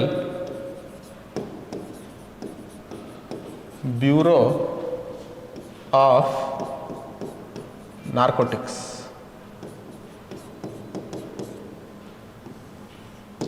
central bureau of narcotics ಯಾವಾಗಲೂ ಚರ್ಚೆಯಲ್ಲೇ ಇರುವಂಥದ್ದು. ಬಿಕಾಸ್ ಶಾರುಖ್ ಖಾನ್ ಅವರ ಮಗ ಅರೆಸ್ಟ್ ಆದಂತಹ ಸಂದರ್ಭದಲ್ಲಿ ಈ ಸೆಂಟ್ರಲ್ ಬ್ಯೂರೋ ಆಫ್ ನಾರ್ಕೋಟಿಕ್ಸ್ ಬಹಳ ಚರ್ಚೆಯಲ್ಲಿತ್ತು. ಅದೇ ರೀತಿಯಲ್ಲಿ ನವದೆಹಲಿಯಲ್ಲೂ ಸಹ ಒಂದು ಡ್ರಗ್ ಸಿಂಡಿಕೇಟನ್ನು ಹಿಡಿದಂತಹ ಸಂದರ್ಭದಲ್ಲಿ ಈ ಒಂದು ಸಂಸ್ಥೆ ಚರ್ಚೆಯಲ್ಲಿದ್ದಂಥದ್ದು. ಆ ಒಂದು ಕಾರಣಕ್ಕೆ ಸೆಂಟ್ರಲ್ ಬ್ಯೂರೋ ಆಫ್ ನಾರ್ಕೋಟಿಕ್ಸ್ನ ಬಗ್ಗೆ ಒಂದಿಷ್ಟು ಮಾಹಿತಿಯನ್ನು ತಿಳ್ಕೊಳ್ಳೋಣ.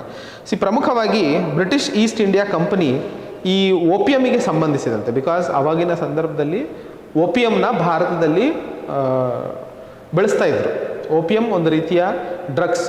ಆ ಒಂದು ಓಪಿಯಂ ಬಹಳ ದೊಡ್ಡ ಮಟ್ಟದಲ್ಲಿ ಭಾರತದಲ್ಲಿ ಬೆಂಗಾಲ್, ಮಡ್ರಾಸ್, ಬಿಹಾರ್ ಮತ್ತು ಮಾಲ್ವಾಸ್ ಈ ಭಾಗಗಳಲ್ಲಿ ಓಪಿಯಂನ ಬೆಳೆಸ್ತಾ ಇದ್ರು.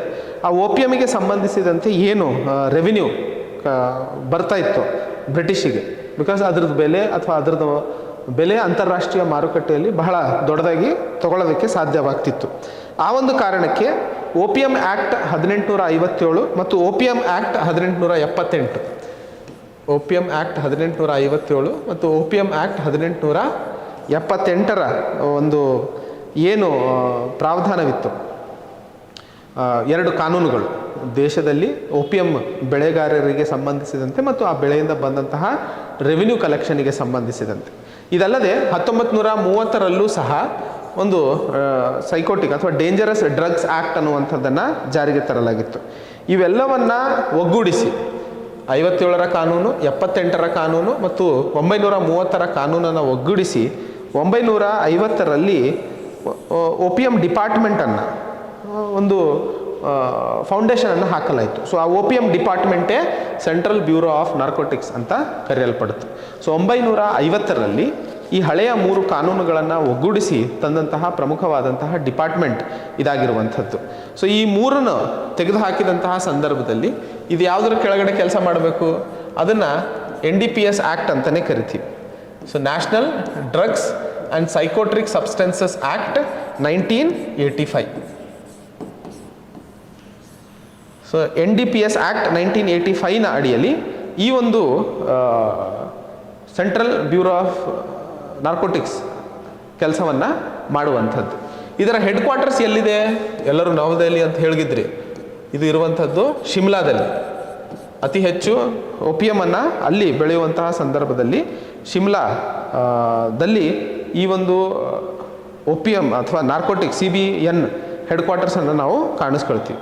ಈ CBN ಪ್ರಮುಖವಾಗಿ ದೇಶದಲ್ಲಿ ಓಪಿಯಂ ಬೆಳೆಗೆ ಸಂಬಂಧಿಸಿದಂತೆ ಒಂದಿಷ್ಟು ಲೈಸೆನ್ಸನ್ನು ಒದಗಿಸುವಂಥದ್ದು, ಅದನ್ನು ಸೂಪರ್ವೈಸ್ ಮಾಡುವಂಥದ್ದು ಮತ್ತು ಅದನ್ನು ಬೆಳೆಗಾರರಿಂದ ಖರೀದಿ ಮಾಡುವಂತಹ ಜವಾಬ್ದಾರಿ, ಇವು 3ನ್ನೂ ಸಹ ಸೆಂಟ್ರಲ್ ಬ್ಯೂರೋ ಆಫ್ ನಾರ್ಕೋಟಿಕ್ಸ್ ಕೈಗೊಳ್ಳುತ್ತದೆ ಅನ್ನುವಂಥದ್ದನ್ನು ಪ್ರಮುಖವಾಗಿ ನೆನ್ಪಿಟ್ಕೊಳ್ಳಿ. ಹಾಗೂ ಈ ಸೆಂಟ್ರಲ್ ಬ್ಯೂರೋ ಆಫ್ ನಾರ್ಕೋಟಿಕ್ಸ್ ಯಾವ ಒಂದು ಮಂತ್ರಾಲಯದ ಕೆಳಗಡೆ ಕೆಲಸ ಮಾಡುತ್ತೆ ಅಂತಂದರೆ ಪ್ರಮುಖವಾಗಿ department of finance, ministry of finance ಏನಿದೆ, so ministry of finance, department of revenue, so ministry of finance, department of revenue ಕೆಳಗಡೆ ಈ ಒಂದು ಸೆಂಟ್ರಲ್ ಬ್ಯೂರೋ ಆಫ್ ನಾರ್ಕೋಟಿಕ್ಸ್ ಕೆಲಸವನ್ನು ಮಾಡುತ್ತದೆ ಅನ್ನುವಂಥದ್ದನ್ನು ಪ್ರಮುಖವಾಗಿ ನೀವು ನೆನ್ಪಿಟ್ಕೋಬೇಕಾಗಿರುವಂತಹ ವಿಷಯವಾಗಿರುತ್ತದೆ. ನೆಕ್ಸ್ಟ್ ಭಾಳ ಪ್ರಮುಖವಾಗಿರುವಂಥದ್ದು INS ಸುಮೇಧ. INS ಸುಮೇಧ ಚರ್ಚೆಯಲ್ಲಿದ್ದಂಥದ್ದು. ಆ ಒಂದು ಸಂದರ್ಭದಲ್ಲಿ ಮೆಡಿಟರೇನಿಯನ್ ಸಿಯಲ್ಲಿ ಈ ಒಂದು INS ಸುಮೇಧ ಹೋಗಿ ಡಾಕ್ ಮಾಡಿರುವಂತಹ ಸಂದರ್ಭದಲ್ಲಿ ಬಹಳ ದೊಡ್ಡ ಮಟ್ಟದಲ್ಲಿ ಚರ್ಚೆ ಇತ್ತು. ಸೊ INS ಸುಮೇಧ ಒಂದು naval of sure patrolling vessel ಆಗಿರುವಂಥದ್ದು. ಸೊ ಆಫ್ ಶೋರ್ ಪೆಟ್ರೋಲಿಂಗ್ ಅಂತಂದರೆ ಯಾವೆಲ್ಲ ಹೈ ವ್ಯಾಲ್ಯೂ ಅಸೆಟ್ಸ್ ಇರ್ತವೆ. ಈಗ ಯಾವುದಾದ್ರೂ ಕಾಸ್ಟ್ಲಿ ಹಡಗು ಹೋಗ್ತಾ ಇದೆ, ಅಥವಾ ಇನ್ಯಾವುದಾದ್ರೂ ಪೆಟ್ರೋಲಿಂಗ್ ಮಾಡುವಂತಹ ಅವಶ್ಯಕತೆ ಇದೆ, ಯಾವುದೇ ಅನ್ಆಥರೈಸ್ಡ್ ಶಿಪ್ಸ್ಗಳು ಭಾರತದ ನೀರಿನಲ್ಲಿ ಅಥವಾ ವಾಟರ್ಸ್ನಲ್ಲಿ ಎಂಟರ್ ಆದಂತಹ ಸಂದರ್ಭದಲ್ಲಿ, ಸೊ ಆ ರೀತಿಯ ಅಂದರೆ ನಿಗಾ ಇಡುವಂತಹ ಕೆಲಸವನ್ನು, ಜವಾಬ್ದಾರಿಯನ್ನು ಈ INS ಸುಮೇಧ ಪಡೆದಿರುವಂಥದ್ದು. So naval offshore patrol vehicle ಆಗಿರುವಂಥದ್ದು. ಇದನ್ನು ಮೆಡಿಟರೇನಿಯನ್ ಸೀನಲ್ಲಿ ಡಿಪ್ಲಾಯ್ ಮಾಡಲಾಗಿದೆ. ಸೊ ದಟ್ ಆ ಒಂದು ಏರಿಯಾದಲ್ಲಿ ಆಗ್ತಾ ಇರುವಂತಹ ವ್ಯವಸ್ಥೆಯನ್ನು ನೋಡಿಕೊಳ್ಳುವಂತಹ ಜವಾಬ್ದಾರಿಯೊಂದಿಗೆ ಆ ಒಂದು ಕಾರಣಕ್ಕೆ ಇದು ಬಹಳ ದೊಡ್ಡ ಮಟ್ಟದಲ್ಲಿ ಚರ್ಚೆ ಇತ್ತು. ಸೊ INS ಸುಮೇಧ ಏನಿದು ಅಂತ ಕೇಳ್ತಾರೆ. ಅದು ಒಂದು naval offshore patrol vehicle ಅನ್ನುವಂಥದ್ದನ್ನು ನೀವು ಪ್ರಮುಖವಾಗಿ ನೆನ್ಪಿಟ್ಕೊಳ್ಳಿ. Next, cloned cow calf. Cloning ಅನ್ನುವಂಥದ್ದು ಒಂದು ಸೈಂಟಿಫಿಕ್ ಅಥವಾ ಸೈನ್ಸ್ ಕಾನ್ಸೆಪ್ಟ್. ನೀವು ಬೇಸಿಕ್ ಸೈನ್ಸಲ್ಲಿ ಓದಿರ್ತೀರ. ಕ್ಲೋನ್ ಅಂತಂದರೆ ಪ್ರಮುಖವಾಗಿ ಜೆರಾಕ್ಸ್ ಕಾಪಿ ಅಂತಲೇ ಹೇಳ್ಬೋದು. ಸೊ ನಂದು ಜೆರಾಕ್ಸ್ ಕಾಪಿಯನ್ನು ತಯಾರಿಸಿದಂತಹ ಸಂದರ್ಭದಲ್ಲಿ ಅದನ್ನು ಕ್ಲೋನ್ ಅಂತ ಕರಿತೀವಿ. ಸೊ ಸೈನ್ಸು ಎಷ್ಟರ ಮಟ್ಟಿಗೆ ಬೆಳೀತಾ ಇದೆ ಅಂತಂದರೆ ಮುಂದಿನ ದಿನಗಳಲ್ಲಿ ಎಕ್ಸಾಕ್ಟ್ ಕಾಪಿಯ ಒಂದು ಮಗುವನ್ನು ಮಾಡುವಂಥದ್ದು ಸಹ ಸಾಧ್ಯವಾಗುತ್ತದೆ. ಯಾಕಂದರೆ ಈಗ ಈ ಒಂದು ನ್ಯೂಸಲ್ಲಿ ಇರುವಂಥದ್ದು ಒಂದು ಹಸುವಿನ ಮರಿಯ ಕ್ಲೋನ್ ಮಾಡಿರುವಂತಹ ಸಂದರ್ಭದಲ್ಲಿ ಇದು ನ್ಯೂಸಲ್ಲಿತ್ತು. So national dairy research institute ಇದು ಒಂದು ಸಂಸ್ಥೆ ಆಗಿರುವಂತಹ ಸಂದರ್ಭದಲ್ಲಿ ನ್ಯಾಷನಲ್ ಡೇರಿ ರಿಸರ್ಚ್ ಇನ್ಸ್ಟಿಟ್ಯೂಟ್ ಭಾರತದಲ್ಲಿ ಎಲ್ಲಿದೆ ಅಂದರೆ ಕರ್ನಾಲ್, ಹರಿಯಾಣದಲ್ಲಿ ಇರುವಂಥದ್ದು. ಅದು ಸಹ ನೆನ್ಪಿಟ್ಕೊಳ್ಳಿ. ಸೊ ಈ ನ್ಯಾಷನಲ್ ಡೇರಿ ಇನ್ಸ್ಟಿಟ್ಯೂಟ್ ಕರ್ನಾಲ್, ಹರಿಯಾಣದಲ್ಲಿ ಏನಿದೆಯಲ್ಲ, ಇದೊಂದು ಕ್ಲೋನ್ಡ್ ಕೌ ಕಾಲ್ಫನ್ನು ಪ್ರೊಡ್ಯೂಸ್ ಮಾಡಿರುವಂತಹ ಸಂದರ್ಭದಲ್ಲಿ ಪ್ರಮುಖವಾಗಿ ಇದನ್ನು ನ್ಯೂಸಲ್ಲಿತ್ತು. ಆ್ಯಂಡ್ ಈ ಒಂದು ಫಸ್ಟ್ ಯಾವ ಒಂದು ಹಸುವಿನ ಕ್ಲೋನನ್ನು ಮಾಡಲಾಗಿದೆ ಅಂತಲೂ ಕೇಳಿದರೆ ಗಂಗಾ ಅನ್ನುವಂತಹ ಒಂದು ಹೆಣ್ಣು ಗಿರ್ ಪ್ರಜಾತಿಗೆ ಸೇರಿದಂತಹ ಹಸುವಿನ ಒಂದು ಕಾರ್ಬನ್ ಕಾಪಿಯನ್ನು ತಯಾರಿಸುವಂತಹ ಸಂದರ್ಭದಲ್ಲಿ ಈ ಕ್ಲೋನ್ಡ್ ಆದಂತಹ ವಿಷಯ ನ್ಯೂಸಲ್ಲಿದ್ದಂತಹದ್ದು ನೀವು ನೆನ್ಪಿಟ್ಕೋಬೇಕಾಗಿರುವಂಥದ್ದು. ಇದಲ್ಲದೆ ಈ ಕ್ಲೋನಿಂಗ್ ಅನ್ನುವಂಥದ್ದು ಎರಡು ರೀತಿಯಲ್ಲಿ ಮಾಡಬಹುದಾದಂತಹ ಸೈನ್ಸ್ ಕಾನ್ಸೆಪ್ಟ್ ಇದೆ. ಮೊದಲನೇದು ನ್ಯಾಚುರಲ್ ಕ್ಲೋನಿಂಗ್ ಅಂತ ಕರಿತೀವಿ. ಎರಡನೇದು artificial cloning. So natural cloning, artificial cloning. ಇಲ್ಲಿ ಮಾಡಿರುವಂಥದ್ದು ಯಾವುದು? ನ್ಯಾಚುರಲ್ ಕ್ಲೋನಿಂಗಾ, ಆರ್ಟಿಫಿಷಿಯಲ್ ಕ್ಲೋನಿಂಗಾ? ಆಬ್ವಿಯಸ್ಲಿ ಆರ್ಟಿಫಿಷಿಯಲ್ ಕ್ಲೋನಿಂಗ್, ಬಿಕಾಸ್ ಮಾನವನ ಒಂದು ಕಾರ್ಯಚಟುವಟಿಕೆ ಇಲ್ಲಿ ನಡೀತಾ ಇದೆ. ಆ ಕಾರಣಕ್ಕೆ ಅದು ನ್ಯಾಚುರಲ್ ಕ್ಲೋನಿಂಗ್ ಆಗೋದಕ್ಕೆ ಸಾಧ್ಯ ಇಲ್ಲ. ಕೆಲವೊಂದು ಬ್ಯಾಕ್ಟೀರಿಯಾಸು ಮತ್ತು ಕೆಲವೊಂದು ಏನು ಪ್ರಜಾತಿಗಳು ಇದಾವೆ ಭೂಮಿ ಮೇಲೆ, ಅವು ತಾನಾಗೆ, ಈಗ ಉದಾಹರಣೆಗೆ ಕೆಲವೊಂದು ಅಮೀಬಾ ಇದೆ. ಈಗ ಅಮೀಬಾ ನೀವು ಓದಿರ್ತೀರ. ಅಮೀಬಾ ಸೆಲ್ಫ್ ರಿಪ್ರೊಡಕ್ಟಿವ್ ಆರ್ಗಾನಿಸಮ್ ಆಗಿರುವಂಥದ್ದು. ಸೊ ಈ ಅಮೀಬಾ ಎರಡಾಗಿ ಡಿವೈಡ್ ಆದಂತಹ ಸಂದರ್ಭದಲ್ಲಿ ಇವೆರಡು ಸೇಮ್ ಇರ್ತಾವೆ. ಸೊ ಇದು ನ್ಯಾಚುರಲಿ ಡಿವೈಡ್ ಆಗ್ತಾ ಇರುವಂಥದ್ದು, ಅದು ನ್ಯಾಚುರಲ್ ಕ್ಲೋನಿಂಗ್ ಅಂತ ಕರಿತೀವಿ. ಆದರೆ ಈ ರೀತಿಯ ಒಂದು ವ್ಯವಸ್ಥೆ ಏನು ಮಾಡಲಾಗುತ್ತೋ ಇದು ಆರ್ಟಿಫಿಷಿಯಲ್ ಕ್ಲೋನಿಂಗ್. ಸೊ ಈ ಆರ್ಟಿಫಿಷಿಯಲ್ ಕ್ಲೋನಿಂಗ್ ಏನು ಮಾಡ್ತಾರೆ ಅಂತಂದರೆ, ಯೂಶಲಿ ಒಂದು ಸೊಮ್ಯಾಟಿಕ್ ಸೆಲ್ಸನ್ನು ತಗೋತಾರೆ. ಸೊ ಸೊಮ್ಯಾಟಿಕ್ ಸೆಲ್ಸ್ ಏನು ಬಾಡಿ ಟಿಶ್ಯೂಸಲ್ಲಿ ನಾವು ಕಾಣಿಸ್ಕೊಳ್ತೀವೋ ಆ ಸೊಮ್ಯಾಟಿಕ್ ಸೆಲ್ಸನ್ನು ತೊಗೊಂಬಿಟ್ಟು ಅವುಗಳಿಂದ ಒಂದು ಎಗ್ಗನ್ನು ಅಥವಾ ಒಂದು ಎಗ್ಗನ್ನು ಫರ್ಟಿಲೈಸ್ ಮಾಡಿ ಆಮೇಲೆ ಮಗುವಿನ ಜನ್ಮ ಏನು ತಾಳುತ್ತೋ ಅದನ್ನು ಕ್ಲೋನಿಂಗ್ ಅಂತ ನಾವು ಕರಿತೀವಿ. ಸೊ ಪ್ರಮುಖವಾಗಿ ಈ ಸೊಮ್ಯಾಟಿಕ್ ಸೆಲ್ಸು ಮತ್ತು ಎಗ್ನ ನಡುವೆ ಆಗುವಂತಹ ಸೈಂಟಿಫಿಕ್ ರಿಯಾಕ್ಷನ್ಸ್ಗಳ ಬಗ್ಗೆ ನೀವು ಹೆಚ್ಚಾಗಿ ಸೈನ್ಸಲ್ಲಿ ಓದಿರ್ತೀರ. ನಾವು ಸೈನ್ಸ್ ಕ್ಲಾಸ್ ಮಾಡಬೇಕಾದ್ರೆ ಅದ್ರ ಮೇಲೆ ಹೆಚ್ಚಿನ ಚರ್ಚೆಯನ್ನು ಮಾಡೋಣ. ಬಟ್ ಇಲ್ಲಿ